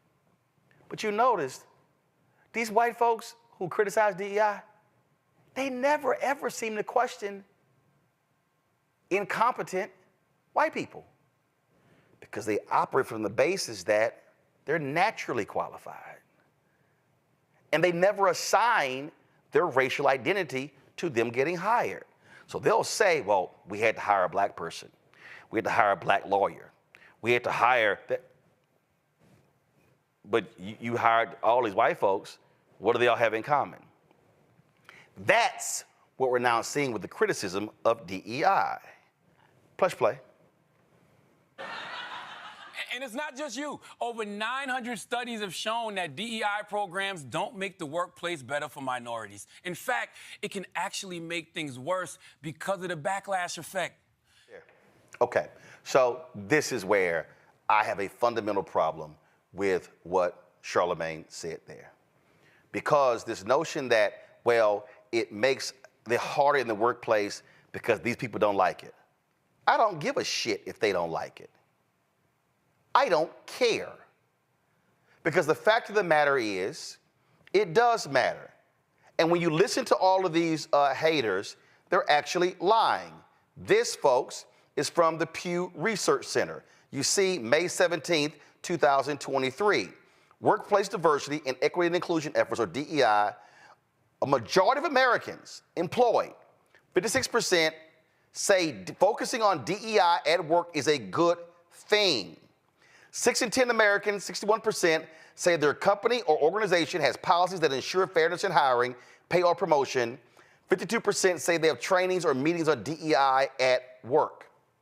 Now, you start going through this, and the folks who have been interviewed, yes, look at this here. Relatively small share of workers place a lot of importance on diversity at their workplace. More than half of workers say their company or organization pays about the right amount of attention to increasing DEI. Women are more likely than men to value DEI at work. There are wide partisan differences in views of workplace DEI. 78% of Democratic and Democratic-leaning workers say focusing on DEI at work is a good thing, compared with 30% of Republicans and Republican leaners. Now you understand. What is the Republican Party? It's a white party.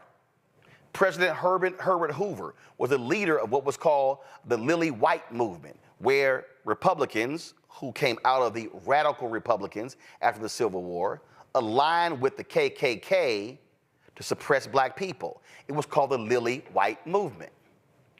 That's today's Republican Party. See, they hate all this DEI stuff. It's right there in the data. Only 30% of Republicans like it. So when you're watching Fox News and you're hearing conservative radio, all these digital sites, what you're hearing are people who are, oh my God, this DEI stuff is awful, because it lines up with actually their point of view. Because they don't actually want to see people like us actually move ahead. Press play. Remember Dare from school? Y'all remember Dare? Yeah. She said, woo. DEI training is like Dare for racism. And you all know how effective that was. I was sitting there going, oh shit, there's a ton of fun drugs I should try. I didn't even know about Molly. Thanks, Officer John. But the biggest failure of DEI is that the number of black people in power at big companies is basically the same as it was 5 years ago. In fact, maybe the only thing that DEI has accomplished is giving racist white people cover to be openly racist. Now, again, this is where Charlamagne's wrong. Here are the number of African Americans who are now CEOs of Fortune 500 companies. There are 9. Now, first of all, I said Fortune 500 companies, so we ain't talking a huge amount. But the reality is, just 5 years ago, a few years ago, there were 5. Okay, so what you are seeing, the progress. Now, here's the issue. The problem that you see, and the Executive Leadership Council, the group of black corporate leaders, they've dealt with this, is that for many of these leaders who are black people who are in corporate America, the problem is when they get to 55, 58, they're being moved out. And so they're still hitting a ceiling. That is a fundamental problem that we are seeing. But that means when we're talking about DEI, you're gonna have white folks who make it a priority. I'm gonna unpack that in a second. Press play. DEI breeds complacency, Dana, and complacency kills. We're going to have doctors who don't know how to perform heart surgery, and we're going to have planes that are falling out of the sky. Boeing recently bragged not about being the best in the business, but about surpassing its diversity quotas. Oh, goody. But then, not so good, a door flying off one of Boeing's 737 Supermaxes. I'm sorry, if I see a black pilot, I'm going to be like, boy, I hope he's qualified. I mean, honestly, when I see a black pilot, I'm not worried that we're going to crash. I'm worried that we're going to get pulled over. Okay? That's right. That's right. And no, officer, I will not step out of this vehicle. All right? But yeah, they're blaming DEI for everything, even that bridge in Baltimore. They called Baltimore's mayor the DEI mayor, like he was given the job for being black. Then they said the shipping company was too focused on DEI instead of safety. But almost the entire leadership of the company is white. No black people, right? If anything, the Baltimore mayor, he should have been the one to make it racist. Just come out like, these crackers knocked down my bridge, okay? All right? And one of y'all crackers better pay for it, okay? And honestly, I'm not surprised these programs didn't work. And here's why. It's just corporate PR. They want good vibes. And also, they want to cover their ass, okay? Did you know that if a company gets sued for civil rights violations, just having a DEI program will be counted as evidence in their favor, even if the program doesn't do shit, okay? It's the I have a black friend of the legal system, all right? We don't need corporate DEI. Yes, we want diversity and equity and inclusion, but we don't want it from Vaseline. Although I'm not going to front, Vaseline has been there for the black community. Respect, okay? All right? That's right. Moisturized, okay? Look, man, real DEI is only going to come from black leadership. I don't know how to do it because I'm not a black leader, but I do know how to tell if it's working. Just keep an eye on right-wing media. The more they're freaking out, the more progress we're making. Okay, this is where Charlamagne is flat out wrong. So when he says that we don't need DEI from corporate America, it's not true. And he says it's going to come from black people. Here's the problem with that. Put the graphic back up. There are only 9 black CEOs of Fortune 500 companies. That means that there are 491 non-black CEOs of Fortune 500 company. The reality is you are going to need white people who actually believe in diversity, equity, and inclusion for that to happen. And there are examples. Al Newharth, he was the founder of USA Today. Al Newharth grew up in South Dakota. He did not grow up around a lot of black people. But Al Newharth understood the value of diversity. So when Al Newharth was the CEO of Gannett, he made a declaration that Gannett was going to be the leading company in America when it came to the issue of diversity.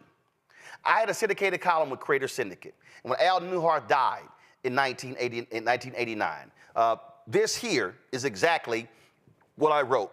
Quote, his obituary in the New York Times read, in an industry long dominated by white men, Mr. Newharth led the way in the hiring and promotion of women and minorities, tying compensation to hiring goals. By 1988, the proportion of minorities in Gannett newsrooms was 47% higher than the national average.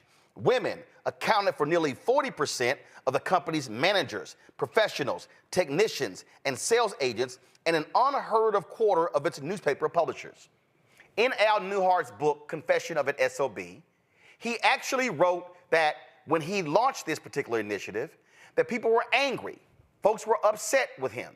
And he said point blank, if any of y'all have a problem with me tying your bonuses to your diversity numbers, you're free to leave the company. And guess what? A lot did. But you know what happened? You saw an explosion of black people, Hispanics, white women, and others who became publishers, news directors, managing editors, general managers of media company.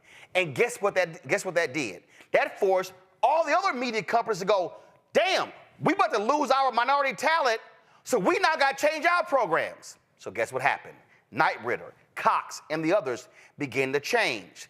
The problem is we didn't have enough Al Newharts in media to change the industry. He was by himself. As another example, John Landgraf.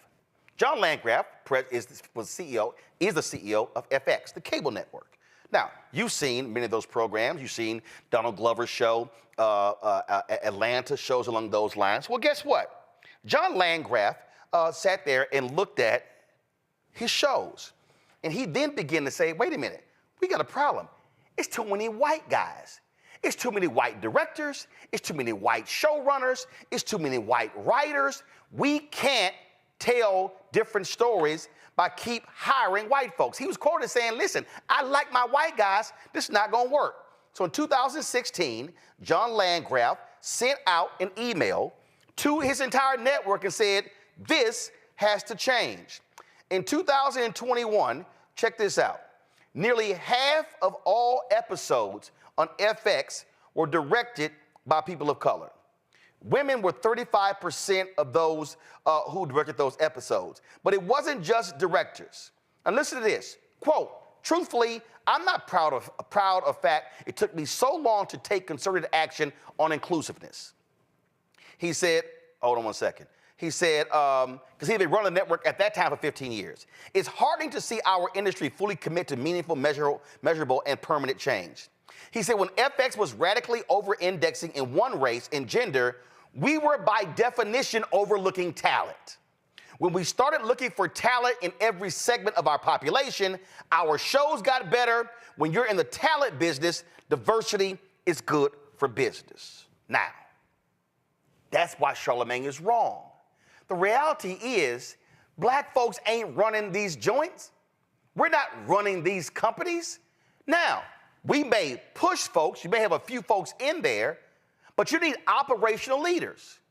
Jonathan Rogers, who was the first CEO of TV One. When Jonathan Rogers joined the board of Comcast, I was like, yo, that's awesome. He's like, not really. I was like, hold up. Now, y'all, Jonathan was on the board of Procter & Gamble. He was on the board of Nike. And I was like, Jonathan, are you serious? He said, I didn't want a board job. He said, Roland, I want an operational job. I was like, but isn't a board job better than an operational job? He said, no. I said, Jonathan, why? He said, because if I had an operational job, that's where you hire. He said, by the time it gets to the board, we don't control hiring. He said, we just sit here and oversee the CEO. That was an instructive thing he actually said to me.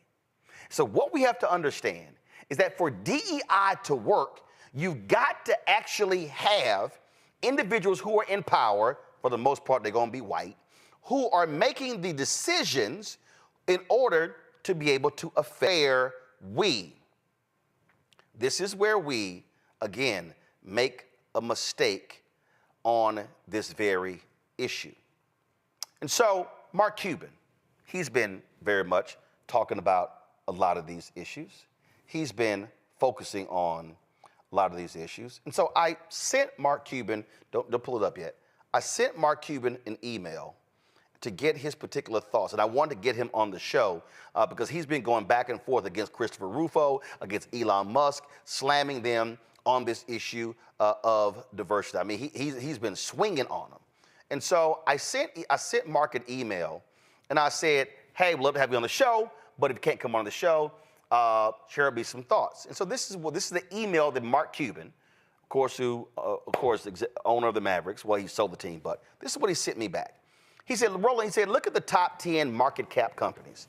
All have DEI programs, even Tesla. 3 of the top 4 are run by people of color.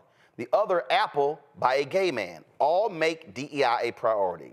My general position is that I believe DEI is really good for business. People trust people who look like them. They want to do business with them.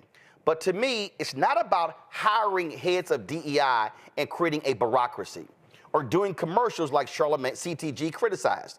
It's about following good DEI business principles. Diversity is looking for great people where others don't. There are a lot of smart people that are ignored for jobs. Find them where others aren't looking. Equity is where the right goes nuts. They think it's about quotas and making sure no one has an advantage or can succeed beyond anyone else. Equity is putting your employees in a position to succeed. That's it. Training, support, etc. If you hire someone smart, no matter what they look like, give them the tools to make you more successful. Inclusion, make people feel good about themselves at work. That's just smart business. He is right. We need more black leaders. But when you are only 8% of the white-collar workforce, it takes time. And he contradicted himself. Can racists freak out any more than they are now?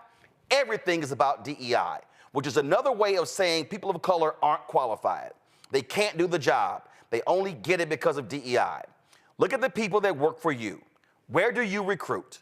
How do you put your employees in a position to succeed? How do you make people who are different feel included? You have been an entrepreneur for a long time. Talk about your business and your experience. You don't have to have a DEI program to practice DEI. You just have to run your business the right way and set standards for how people are treated.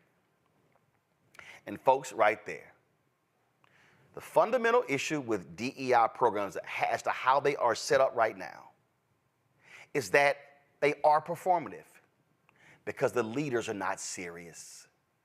The leaders are not taking proactive decisions.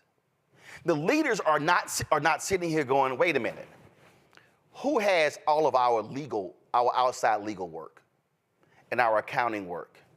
We're spending money on catering. Do we have any black caterers? We spend how much money on flowers for the office? Are we using any black florists? We spend money on audiovisual. Are we using any black audiovisual companies? How much of our money is going to spend on advertising? Oh, the ad agency we're using, are they diverse? Oh, we're not going to spend our money with lily white ad agencies. Oh, y'all see how that works? That's what a leader does. So you can't have white folks over here talking about pull yourself up by your bootstrap, why y'all can't get ahead, why you're always begging the government for money. But then over here, we're frozen out of jobs, we're frozen out of contracts, and frozen out of opportunities, and then you complain about DEI. So what I need folks to understand And again, it was a comedy segment. And it was 5.5 minutes. I've already gone 38 minutes. But the reality when we talk about what's happening with DEI, these white racists and these haters, they are trying to attack everything that is positioning black people where we are today. They're suing the Fearless Fund. They're targeting every program in corporate America. They're targeting law firms. You name it, that's what they're doing. Because of this. And I wrote about it. And y'all, everything you're seeing I called. It's white fear. They now have to compete. And so what they don't like is, wait a minute, y'all now recruiting at HBCUs? Oh, no. They're not smart enough. See, they couldn't get into our schools, so therefore they had to go to those schools. Oh, yeah. You see what happens when they come out of these high schools and they come to our schools and they're on academic probation the first or second year? But those same people don't want to confront the economic inequality at those high schools, then those junior highs, then the elementary schools. Oh, then you don't want to confront the economic inequality that's happening in those neighborhoods. Oh, then you don't want to confront the economic inequality that those parents went through. Damn, then you don't want to confront the economic inequality that those grandparents went through. See, it's real easy to act like we're all running from the same mark and running a race when we all know that's not the case. And so the attacks on DEI, they are absolutely anti-blackness. The problem with corporate America is that there are too many white folks in corporate America who are playing games when it comes to DEI. They're handing out DEI jobs and the people have no budgets. They got no P&L responsibility. And the leadership of the companies, it's not a priority. In order for DEI to truly be effective in America, we're gonna need 1,000 Al Newharts. And we're gonna need 1,000 John Landgrafs. We're gonna need white executives, white men, white women to actually be honest about their failures when it comes to leading. That was what has to happen. So if you're breaking down this segment and you are, oh my goodness, what went on here? This is the whole deal. To corporate America, stop being performative. That's why we in the Black-owned media collective, that's why we challenge General Motors. That's why we challenge McDonald's. That's why we challenge these companies. And you know what happened? Target was like, oh, we're gonna spend $2 billion with black companies. All of a sudden, Group M announced 30 or 40 of their companies, some named, a lot not. They're gonna spend at least 2% of their ad budgets with black-owned media. We're still waiting because we haven't gotten any money from Group M here at the Black Star Network. And I've been meeting with them for a very long time, 3 years. We've gotten zero. I've been meeting with Publicis for the past several weeks because we got the runaround from Publicis for 3 years. And we're finally meeting with chief investment officers. I met with OMD after getting the runaround, met last year, a CIO left, so now we're trying to meet with their chief investment officer. There are other ad agencies we're trying to reach as well. So here's the deal. You can't tell black people, well, you're not building your business. Well, if I can't get the contract. Well, you need access to capital. Well, no, I ain't got no debt. I can look right now. I got money in the bank, so I need contracts. I can't grow my business. I can't hire more people if I don't have the contracts. See, if we talk about the reality of DEI, nothing is going to change as long as you have scared, timid, weak, impotent, white corporate leaders who are unwilling to look their friends, their country club pals, and their family members in the eye and say, a lot of the shit that comes out of your mouth is racist. And the fact of the matter is, America and these companies are not going to be able to grow if we do not have diverse initiatives. Last point. Charlamagne said, well, I don't want DEI when it comes to Vaseline. Unilever owns them. Unilever owns a ton of companies. Unilever owns a ton of companies where we as black folks buy products. Oh, hell yes, Unilever had better have a strong-ass DEI program. And Unilever and Clorox and Procter & Gamble and Apple and all of these companies need to be spending money with black-owned media, need to be spending money with black law firms, need to be spending money with black accounting firms, need to be spending money with black engineering firms, need to be spending money with African Americans up and down their business diversity list. Not supplier diversity, business diversity. What we're seeing with the attacks of DEI are from, frankly, scared white people who don't want to confront systemic racism in corporate America. But this is a moment when white leadership, while you have these lawsuits going on, has to have the courage to say, we aren't going anywhere. We're going to do what Al Newhart did. And that's say, if you don't like the fact that we support diversity, equity, inclusion, you, white critic, are more than happy to leave. Because I bet you we're going to be successful in finding your replacement, and they likely will be black or person of color. When we come back, we'll talk with Randy Bryant, DEI disruptor, and my panel to continue this conversation.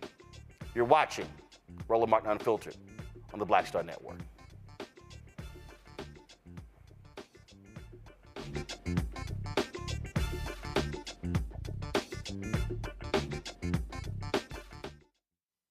When you talk about blackness and what happens in black culture, we're about covering these things that matter to us, speaking to our issues and concerns. This is a genuine people-powered movement. There's a lot of stuff that we're not getting. You get it, and you spread the word. We wish to plead our own cause.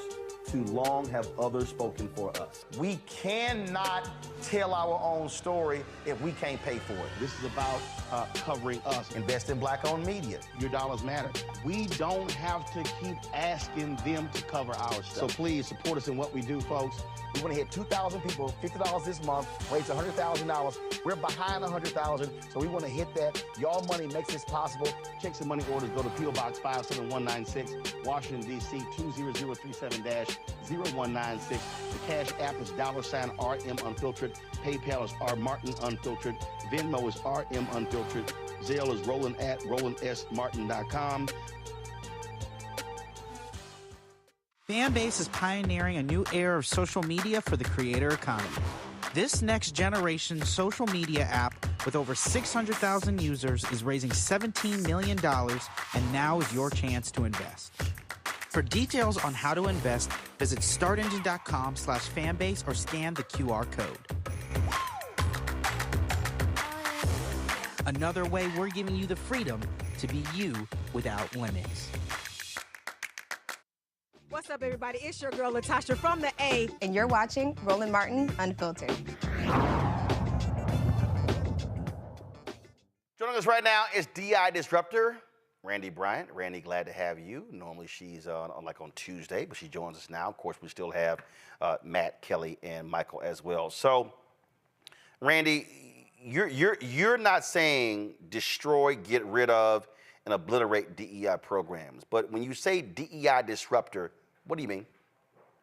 What I mean is we need to change it. It does need improvement, as any programs do. That's nothing new when you roll out something. So I don't want to destroy it, as it seems as if Charlamagne is suggesting that we do, and that most of it's garbage. We disrupt it. We make it better, right? I think that the unfortunate part about what Charlamagne the God did is that he acts like DEI just came about. DEI has been around forever. IBM had its first affinity group for Black people back in 1968. Roosevelt passed bills to ensure that we could integrate the military for World War II. After A. Philip Randolph threatened a march of 250,000 Black people to come to D.C. Correct. The Equal Pay Act is 1963. That is DEI. So DEI did not come about when George Floyd was brutally murdered.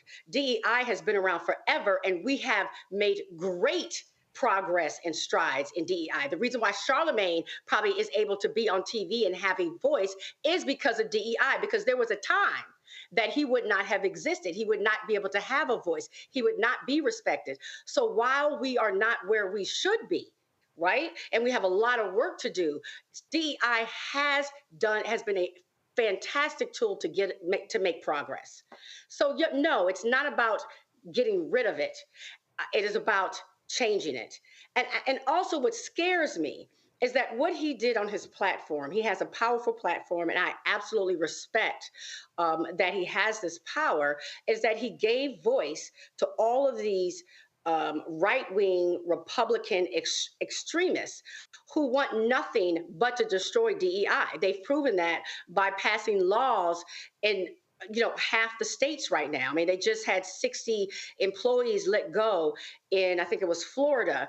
Well, no. The 60 with the University of Texas. You also had it in Florida because they banned DEI, Florida, Alabama, Texas, and multiple states. But to your point about destroying the programs, go to my iPad, Henry. So he's a perfect example. Stephen Miller's white nationalist group is representing this white Hollywood writer who is suing the studio because he's claiming Brian Benecker is suing CBS and Paramount for discrimination because he's saying, oh, I didn't get hired as a showrunner because of diversity. Well, here's the deal. The writing rooms in Hollywood are so white, bro, you probably didn't get a job because some other white person. Reminded me of Mary Fisher's lawsuit against the University of Texas. But what they do, because their end game is to get rid of all of these programs that were created in Hollywood to create opportunities for black and other writers. And so this lawsuit operates as the Trojan horse. That's their end game. That's absolutely their end game. And that's why I am disappointed that Charlamagne gave them a platform and showed all the things that they were saying as as if there's a pilot who happens to be black, that means a pilot is deficient in his skills. I mean, the pilot went through the exact same programs and training that every other pilot went. They're not just going and finding someone off the street and saying, can you fly this plane? DEI was created, and I say this over and over again, to help to fix a problem in this country where we would not permit Black people, people with disabilities, women in positions whatsoever. That is why it came to be. Look right here, this lawsuit, Randy. Look right here. The Benecker lawsuit asserts that, quote, an illegal policy of race and sex balancing promoted the hiring of unnamed, quote, less qualified applicants, including women, minorities, or LGBTQ writers. Well, first of all, if you're talking about women, you're talking about white women, okay? And if you're talking about LGBTQ, we're not in that category, because anytime when they break out categories, they put the black people in the black category. You can't be in multiple categories, but again, that's what the goal is. So I think, and again, and listen, I was texting Charlamagne today. I think, absolutely, I believe that the segment should have focused on the white racist attacks on DEI and what their end game is, and absolutely saying, hey, corporate America, don't play performative politics when it comes to DEI. Have real DEI that can actually create lasting change and have the fortitude to stand up for your own programs. All of that. I mean, what I do, the reason why I changed my whole platform and became the DEI disruptor. I have, as of yesterday, actually, my company turned 23 years old. We have run this company making change in corporations and in the government to ensure that they were places that were diverse, equitable, and inclusive. So first of all, it's not new.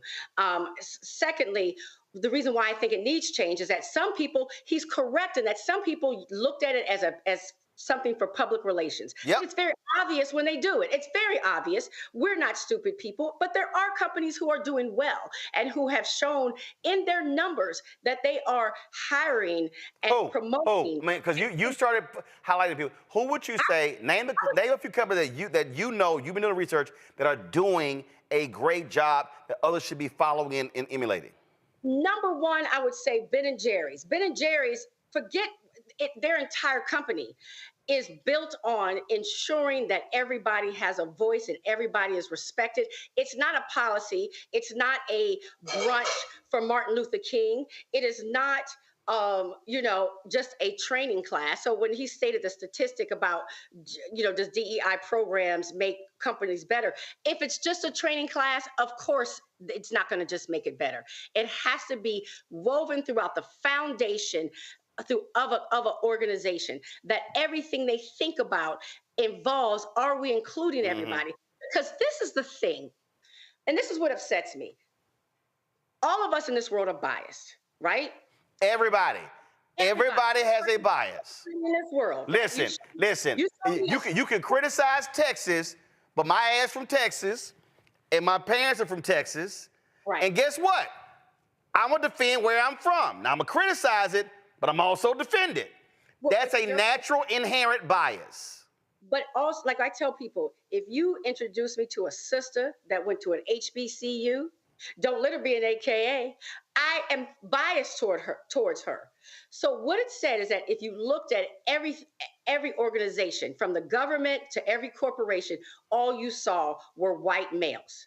So they said, we can't just say, hi guys, you rich white men, could you do us a favor and maybe consider that there's some qualified candidates that are women, that are minorities, that are Black, that are gay? No, because they aren't going to do it. We have to say, we're going to put some things in place to help you fight, to help challenge your biases. Yep. Right?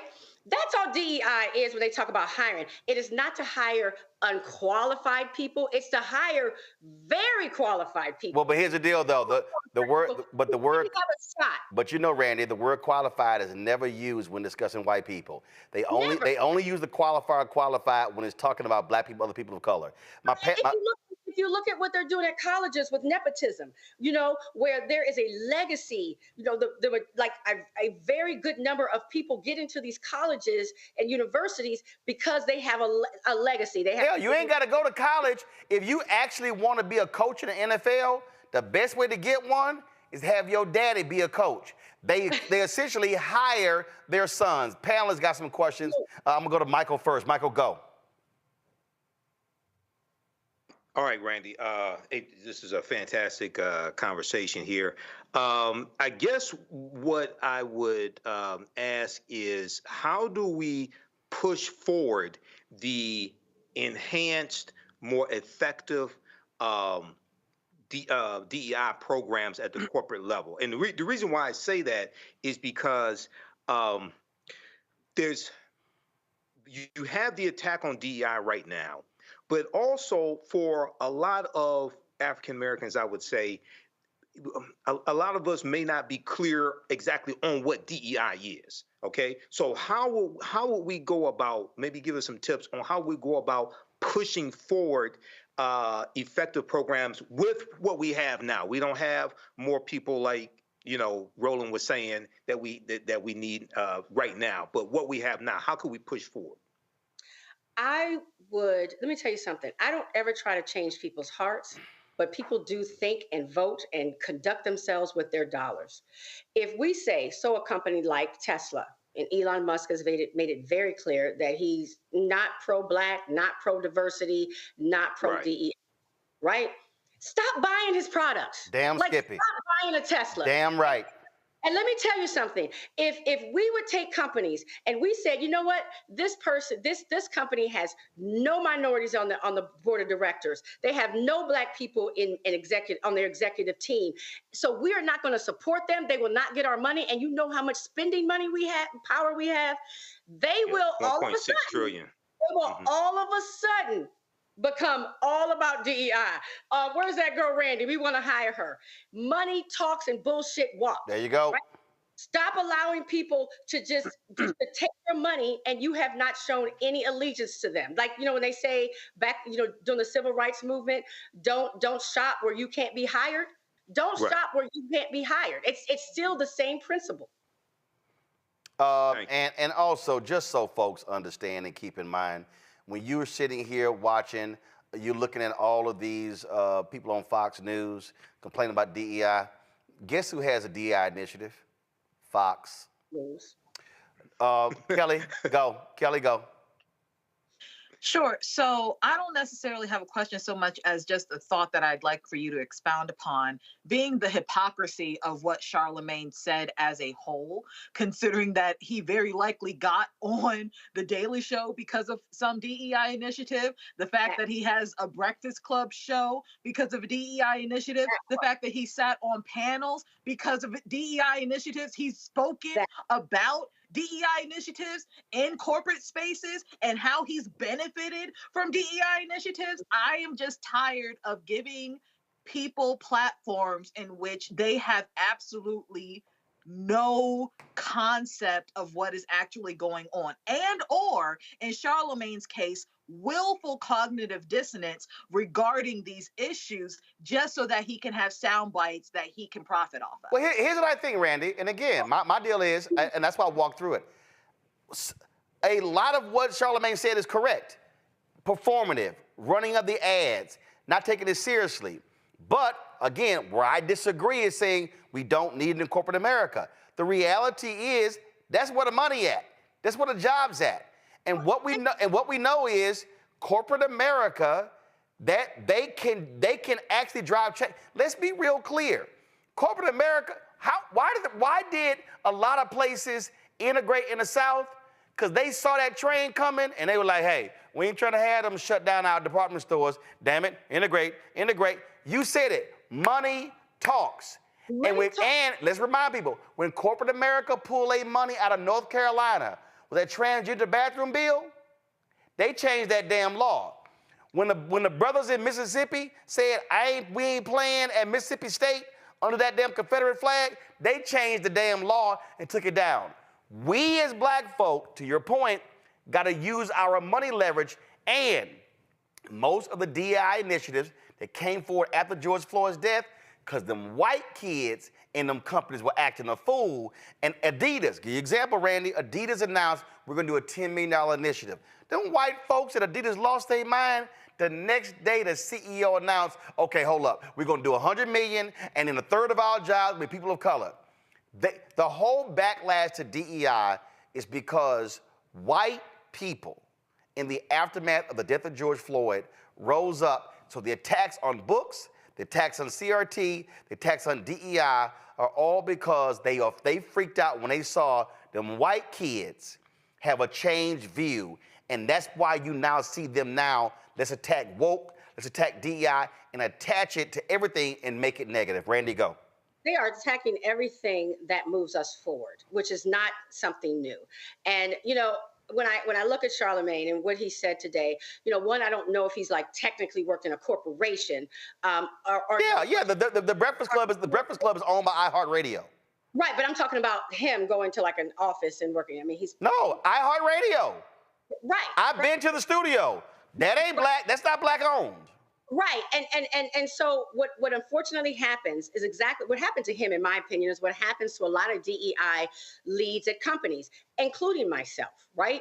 Your message only gets put up if it's approved by your bosses. You have to say something. So what he did today, to me, in my opinion, was to say DEI was not effective, should be thrown away. And that serves the purposes of the right-wing Republicans. Versus saying, what you're saying, Brandy, versus saying, here's the problem with DEI, here's how it needs to be changed to be effective.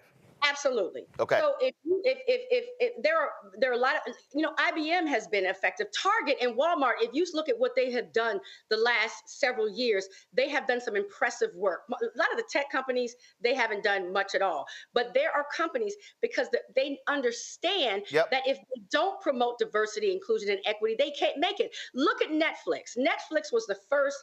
I mean, they really came out with so much diversity in their programming, in the people they had. I mean, I'm telling you, they've done a brilliant job, right? I mean, outside of this Good Times show that's about to come out, they've done a good job. So when they did that, companies like Fox, that's why they have Tubi. They realized that to compete in this world, so while they have Charlamagne and people discounting it, they know they need it. Right? Well, here's the deal. Before I go to Matt, can we go to my iPad? This literally right here is a letter to the shareholders from the CEO of iHeartRadio talking about, and what do they say? The purpose of our ESG report is to increase transparency around our ESG efforts, including diversity, equity, and inclusion. So the reality is here. But what they'll have to do, though, is even when they say we've hired a Black person, they have to allow Charlamagne or whoever Black person they promote to speak truthfully. Well, first of all, he was speaking on Comedy Central, which is owned by Paramount. That was iHeartRadio. So funny. Well, again, no, it's so. Here's my whole deal. They're different platforms, and what has to happen is this is where you've got to have also real conversations. This is where you've got to have folk with expertise who are bringing knowledge to sort of unpack this. Again, where he was correct, and I agree with, and I've publicly criticized it, where DEI fails is when it's performative, when they run ads, when they post stuff on social media, and they don't follow up with action. That's why I've been criticizing companies and their ad agencies. Don't sit and tell me you're committed to Black-owned businesses, but then your ad agencies want to return our phone calls. That ain't real. Matt. So, Randy, I appreciate you breaking this down or adding to Roland's breakdown, but here's my question for you.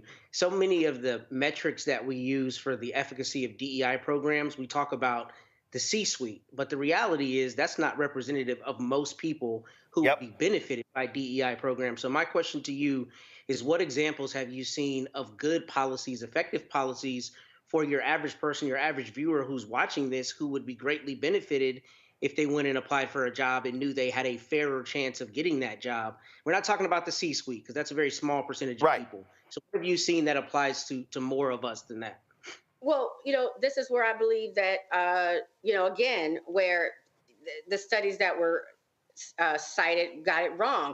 There have been great improvements when it comes to Black people getting jobs at almost across the board. I mean, from the federal government to localized governments to corporations, Fortune 500 and down, where you are seeing more Black people get jobs and management jobs. You are right that the C-suite is kind of where we get stopped oftentimes, but to say that we have not made great strides is ridiculous. If I were to name companies, there's so many. Like I just said, Target, Walmart has done a great. The tech companies to me have done the worst. If you're looking at the promises they've made, the tech companies like Facebook and Google, nothing has moved on their scale of anything. But most companies across the board have more diversity than they've seen in the past. And the reason why is because they were pressured to do so. People aren't going to do things just because they're nice. And DEI wasn't developed to get unqualified people in positions. It was just to put the net further. Tell me where you are looking for qualified candidates. Also, let's talk about your biases, because what's very insulting about what these commentators are saying and how they're attacking DEI is what they're saying is if you hire a Black person, that automatically means that you're hiring a less qualified person. Yep.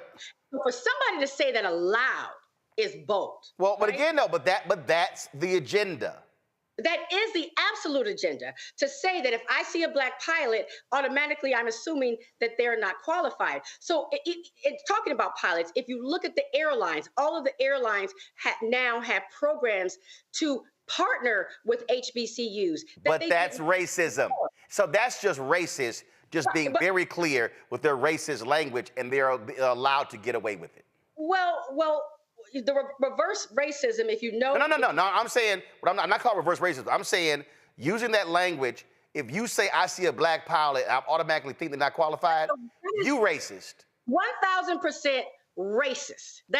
There is no ways around it that's racist. Okay, but the cosmetics companies. You look at people like Rihanna, who had to come out and with her Fenty company and say, there's no shades that match Black people. You got like five shades. I mean, there are major changes being made every day. Does it mean that there are a lot of companies that it's performative? No, of course they're being performative. But I'm gonna tell you something. If Black people become active and call these companies out, I promise you that they will not be performative anymore. Let their stocks drop. Let their earnings drop. Let Black people say, we're not buying from them anymore, just as people have done with Starbucks recently. I promise you, all of a sudden, we all be getting calls like, and I'll add to that for Black people, don't fall for the okie doke if they go hire a black celebrity to do some commercials and think all is good. No, the notion is you got to go deeper and broader. I'm going to close it out with this here. This is the quote that Mark Cuban said. Look, the University of Texas fired 60 people who were in DEI jobs. Here's the deal. The university president, he didn't have to fire them. He could have shifted them to other areas. Where Cuban is correct, that if these programs are being targeted, go to my iPad. This is correct. You don't have to have a DEI program to practice DEI. You just have to run your business the right way and set standards for how people are treated. Here's the fact, Randy, and this is the last comment. If these companies were doing right by us, you wouldn't need DEI programs because you would be saying to your people, no, cast a wider net. The programs are a way to force folks to have to broaden the talent pool, have to recruit different places. And so to all the haters, if y'all don't want DEI, cool. Give folk an equal shot. But most of you white racists, especially all y'all on Fox News, y'all know the game, and you know it ain't an equal shot. Randy Bryant, we appreciate it. Thanks a lot.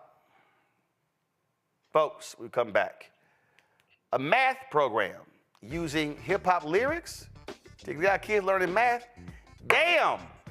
Y'all about 45 years late for me. That's next. Roland Martin Unfiltered on the Black Star Network.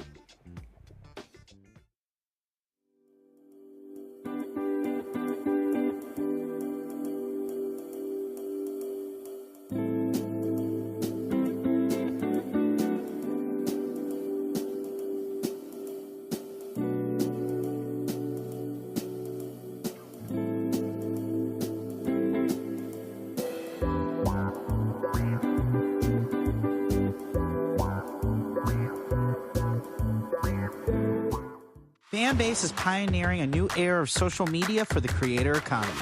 This next generation social media app with over 600,000 users is raising $17 million, and now is your chance to invest. For details on how to invest, visit startengine.com/fanbase or scan the QR code. Another way we're giving you the freedom to be you without limits. As bad as Trump was, his economy was worse, and Black America felt it the most. He cut health insurance while giving tax breaks to the wealthy and big business. As president, I put money in pockets and capped the cost of insulin at $35 a month. There's a lot more to do, but we can do it together. This is Reggie Roth-Byfield. You're watching Roland Martin, unfiltered, uncut, unplugged, and undamn believable. You hear me?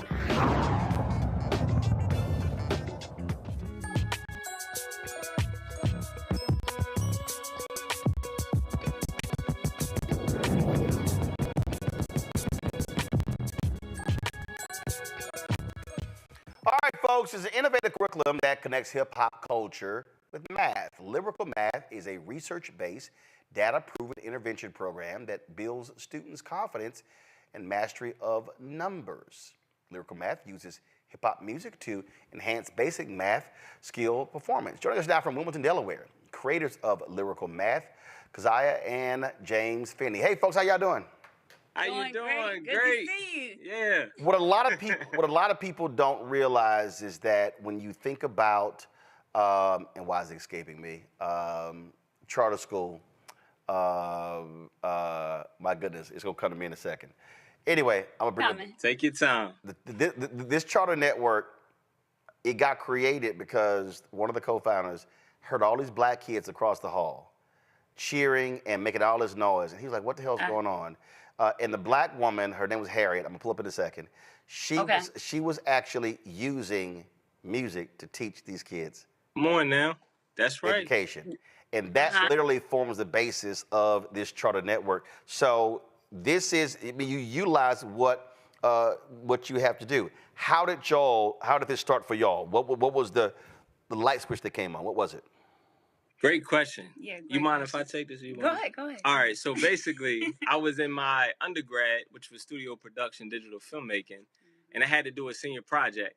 And so I was going to do a documentary, and then she was like, "No, don't do that. Don't do that. Do a math video." I said, "Math is boring. I mean, if we're going to do it, it got to be funny." So we made a comedic math video. It was 5 minutes and 20 seconds of her rapping. Actually, she was teaching a student who was just checked out. Right. We went over top. She was eating peanut butter and jelly sandwiches. Sleeping in class, all that. the whole nine. And so then at the end of the video, the teacher said, well, let me try it this way. And she rapped the lyrics. Right. And then she played the student. And she was like, oh, I'm getting it. And then she got it. It was called Adding Integers After School. Right.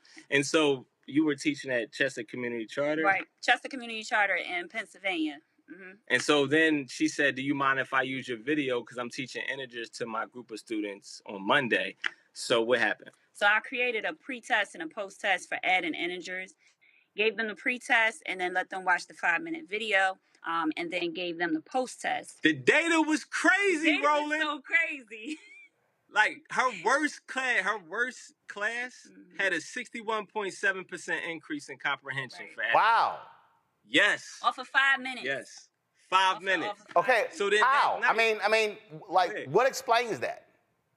So music is a powerful recall tool, and so absolutely. In this particular case, we're talking about adding integers. It's simply 2 rules to adding integers, right? And so if the signs are the same, keep it, add that. If they're different, take the bigger one, subtract that. And so, I rapped the lyrics in the video, and then the students that were in my class, they were rapping the lyrics, and then I gave them the post test. They used the lyrics, and they passed the test. Right. And so, this was something I was doing in the classroom anyway. I was always, trying to keep the engagement with my students by teaching them through hip hop music. Right. And so by doing that, I was creating my own lyrics.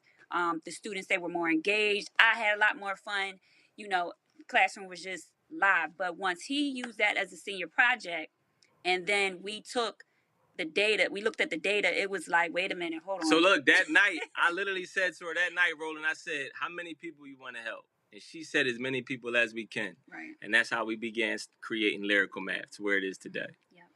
And again, it was. I mean, that is unique. I remember when Reverend Jeremiah Wright spoke at the Detroit NAACP Freedom Fund dinner in 2008.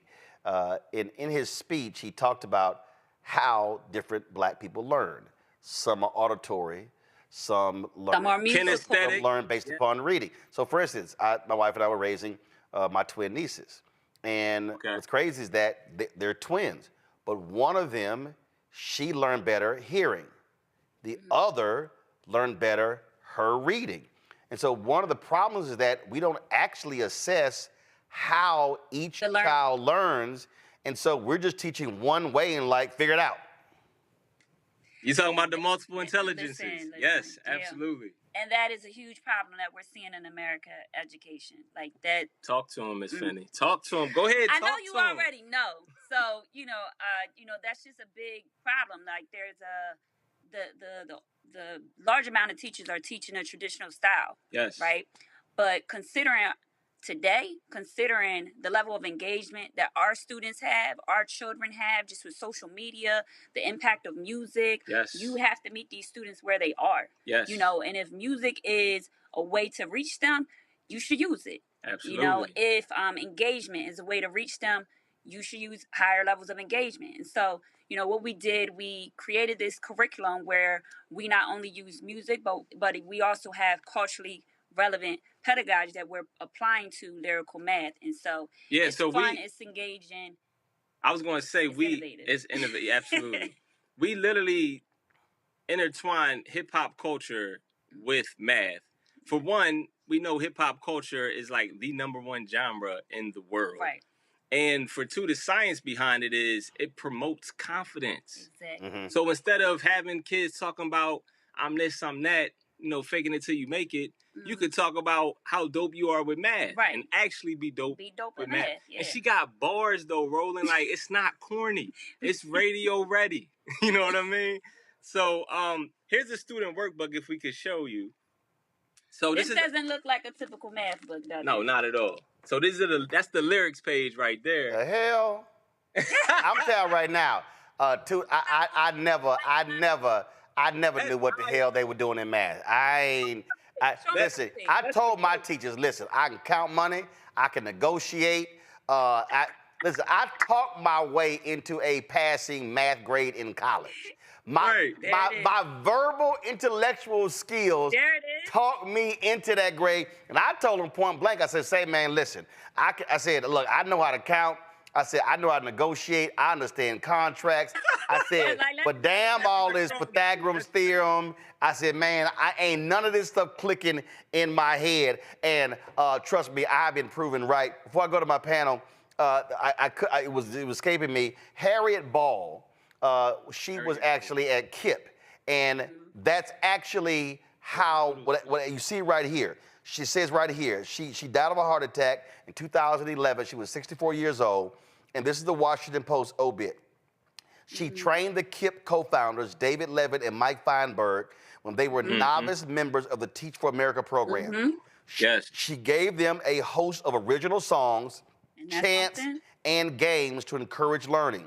They took the name of their network from her most popular chant, which was, you gotta read, baby, read. You gotta read, baby, read. The more you read, the more you know, because knowledge is power, power is money, and I want it.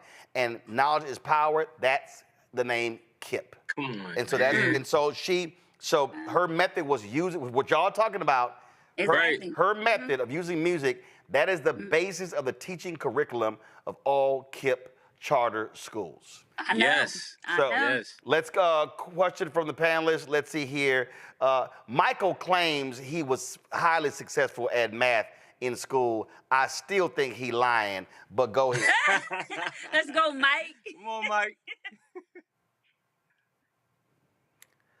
He obviously can't run a damn computer because his ass is on mute. See, that's the problem right there. He think he was so good at math, he don't know. Hold on, Roland. It's your computer. Hit the damn button. I can't control your mute button. He was just spitting formulas on I'm running through a 12-channel mix, Roland. No, I'm unmuted. Well, you might have 12 channels, but you didn't have one turned on. It's unmuted. I unmuted it. Okay. So, question for you. Now, I went up to pre-calculus in high school, and then I took calculus in college. But how far do you go with the math? So I know you're a middle school teacher now, Kazia. I think I'm pronouncing it correctly. Kazia. I'm sorry, Kazia. So do you do like trigonometry, calculus, geometry with your rap lyrics also? So basically, our math skills for lyrical math, we have a part 1 and a part 2. We cover math standards from 3rd through 8th grade. And so our goal is to address basic math skills. Our goal is to address basic math skills. And so we start off with multiplication and division, and then we jump into fractions, integers, geometry, conversions of length, volume. Give us some bars. Give us something. Yo, give us some bars. Some bars. Okay, so here's something for adding fractions. You ready? I'm going to slow this down. I gotta add these fractions. Break it down, let me show them what's happening. Hold up, let me make sure they had the same denominators, then I'm gonna get right back to adding. But I gotta add these fractions. Break it down, let me show them what's happening. Hold up, let me make sure they had the same denominators, then I'm gonna get right back to adding. Oh, anytime my denominator's different. I'm looking for that LCM till I get it. Turn my LCM into my denominator. Make equivalent fractions to get my numerators. I take my numerators, then I add them up. I take my numerators, then I add them up. Keep my denominator as my LCM. Keep my denominator as my LCM. When I get my sum, I make it hotter than the summer. Blazing through this work, the more I work, the more I come up. I'm adding fractions, this is something that I breeze through. Check my answer simplified if I need to. I gotta add these fractions. Break it down, let me show them what's happening. Hold up. Let me make sure they had the same denominators, then I'm gonna get right back to adding. All right. Show your skills, okay. Kelly. First of all, that was amazing. Thank you. My question is, I wasn't terrible at math. It wasn't my favorite subject, but I was good at it. But my core thing was music, right? I come from a family of musicians. I sing myself, all of those things. And one thing that was actually drilled into my head is not just that math is music, but music is math. So my question to you is, are there opportunities that you have, or have you done anything in conjunction with music courses and fractions? Because we've got, time signatures, we've got circle of fifths, we've got, key changes and the like. All of that requires math. Right. Interesting. Because you use all of those concepts in your music for math. Right. I'm just curious if you branch out beyond that and incorporate actual music classes in what you do. Not as of yet. Yeah, so we are solely focused at this point. Now, I have made songs for science because I'm also a certified science teacher. But right now we're focused so much on math, mainly because it's such an issue right now. I mean, the lack of comprehension that we have for basic math skills is scary. Across the country.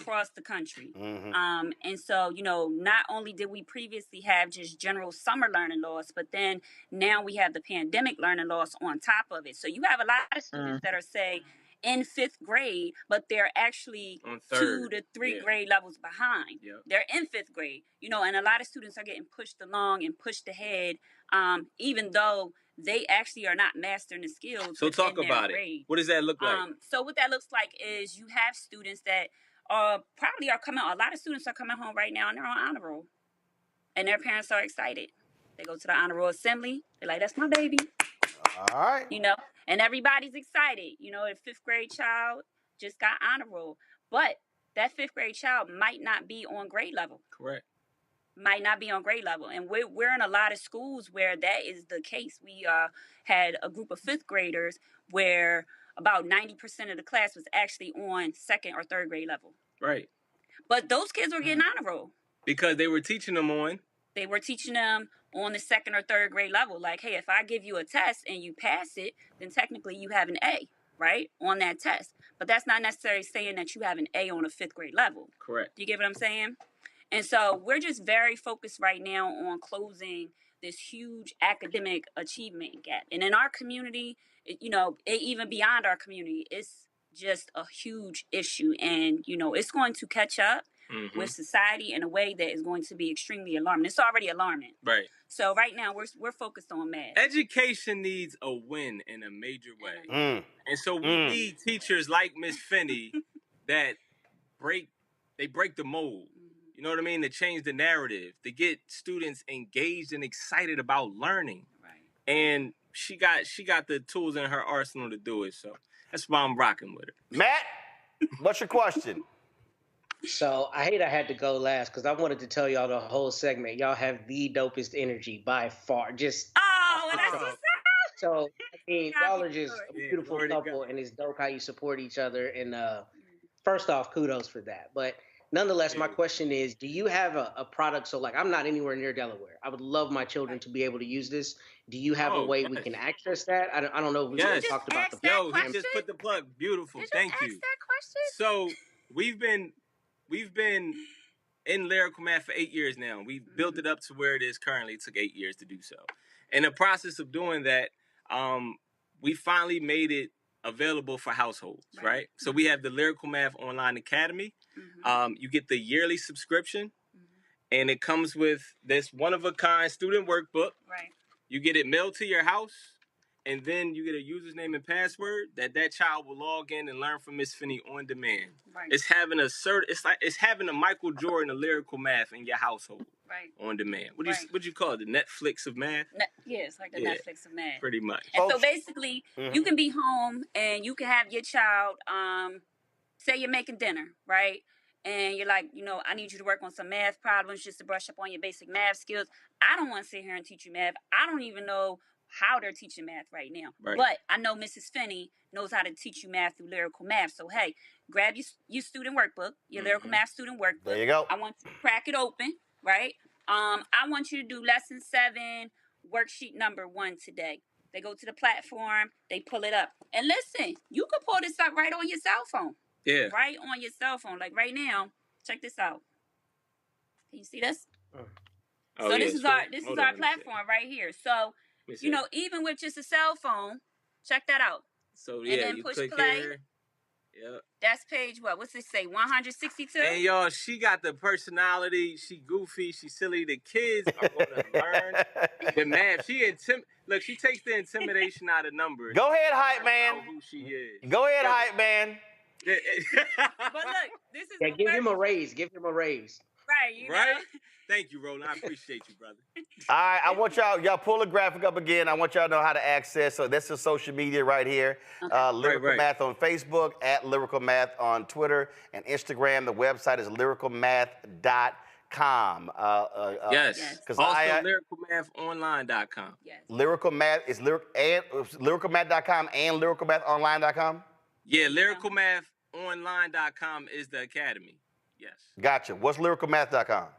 That's our headquarters site. All right, cool. All right, so you got two. Lyricalmath.com, lyricalmathonline.com. Got it. All right, Keziah and James, we appreciate it. Thanks a bunch. Appreciate you, man. Thank you so much. Thank you for your work and all that you do. I appreciate it. All right. Folks, that's it for us. Let me thank Michael, Kelly, and Matt. I certainly appreciate y'all joining us on today's show. Thank you so very much. Michael, learn how to hit the mute button. If you're on mute, turn it back on. I'm not like, Rolling. I mean. It's delayed. I did unmute it. No. There was no delay, Mike. Michael, you were talking, and we literally saw your lips moving and could not hear you. So hey, there was a delay. It was unmuted. Right. Okay. Signals know how to work technology. Well, you damn sure wasn't a good example. I'm just saying. All right, well, Kelly, why you over there sighing? We know how. Y'all got it. Also, A. Philip Randolph was a member of Phi Beta Sigma Fraternity Incorporated. I didn't get a chance. Why? We were so close. When Randy Bryant mentioned A. Philip Randolph, but just so people know, he was a member of Phi Beta Sigma Fraternity Incorporated. Yeah, but it needed that alpha to pull that March of Washington off. We were so close. I don't know why. March of Washington was originally A. Philip Randolph's idea. Guess what? It's a whole bunch of people have an idea, but they can't. But they didn't pull it off. Well, he got Executive Order 8802 put in place by President Roosevelt to desegregate jobs in the Department of Defense for African Americans, which is why he called off the March on Washington the day before it was signed. That was June 1941. And thank goodness for them lawsuits filed by that alpha man, Thurgood Marshall. But you ain't gonna win this one. I mean, you ain't gonna win it, but just go ahead. But look, y'all got one or two. Let the record show. Y'all got one or two. Phi Beta Sigma Fraternity Incorporated. Yeah, y'all got one or two, so that's the only hat you can hang it on. All right, that's it. Yeah, appreciate it. Yeah, enough chit chat. All right, Matt, Kelly, Michael, thanks a bunch. Let me shout out my Jack Hayes High School. Y'all see I'm rocking my JY colors, and there's no coincidence that that's the colors of the show, because this colors of my high school. So, and in case y'all didn't understand that I knew where I was gonna be today, this literally was what they used to call me in high school. Y'all see that? That says Mr. TV. Just so y'all know, I was way ahead of the curve. All right, that's it, folks. Support us in what we do. Join the Bring the Funk fan club. Send your check and money order to P.O. Box 57196, Washington, D.C. 20037, 0196. Cash App, $RM Unfiltered. PayPal, R Martin Unfiltered. Venmo's RM Unfiltered. Zelle, Roland at RolandSMartin.com, Roland at RolandMartinUnfiltered.com. You can also, of course, download the Black Star Network app, Apple phone, Apple TV, Android TV, Roku, Amazon Fire TV, Xbox One, Samsung Smart TV. You can check our 24-hour streaming channel out. We're available on Amazon News. By going to Amazon Fire, you can tell Alexa to play news from the Black Star Network. Also, we're on Plex TV, Amazon Freevee, Amazon Prime Video. And be sure to get a copy of my book, White Fear, How the Browning of America is Making White Folks Lose Their Minds. Available at bookstores nationwide. Get the audio version on Audible. Y'all have a fantastic weekend. Good luck watching March Madness. Go South Carolina and Dawn Staley. Hope y'all have a great finish and finish undefeated and win the national championship. We got to bounce. Holla!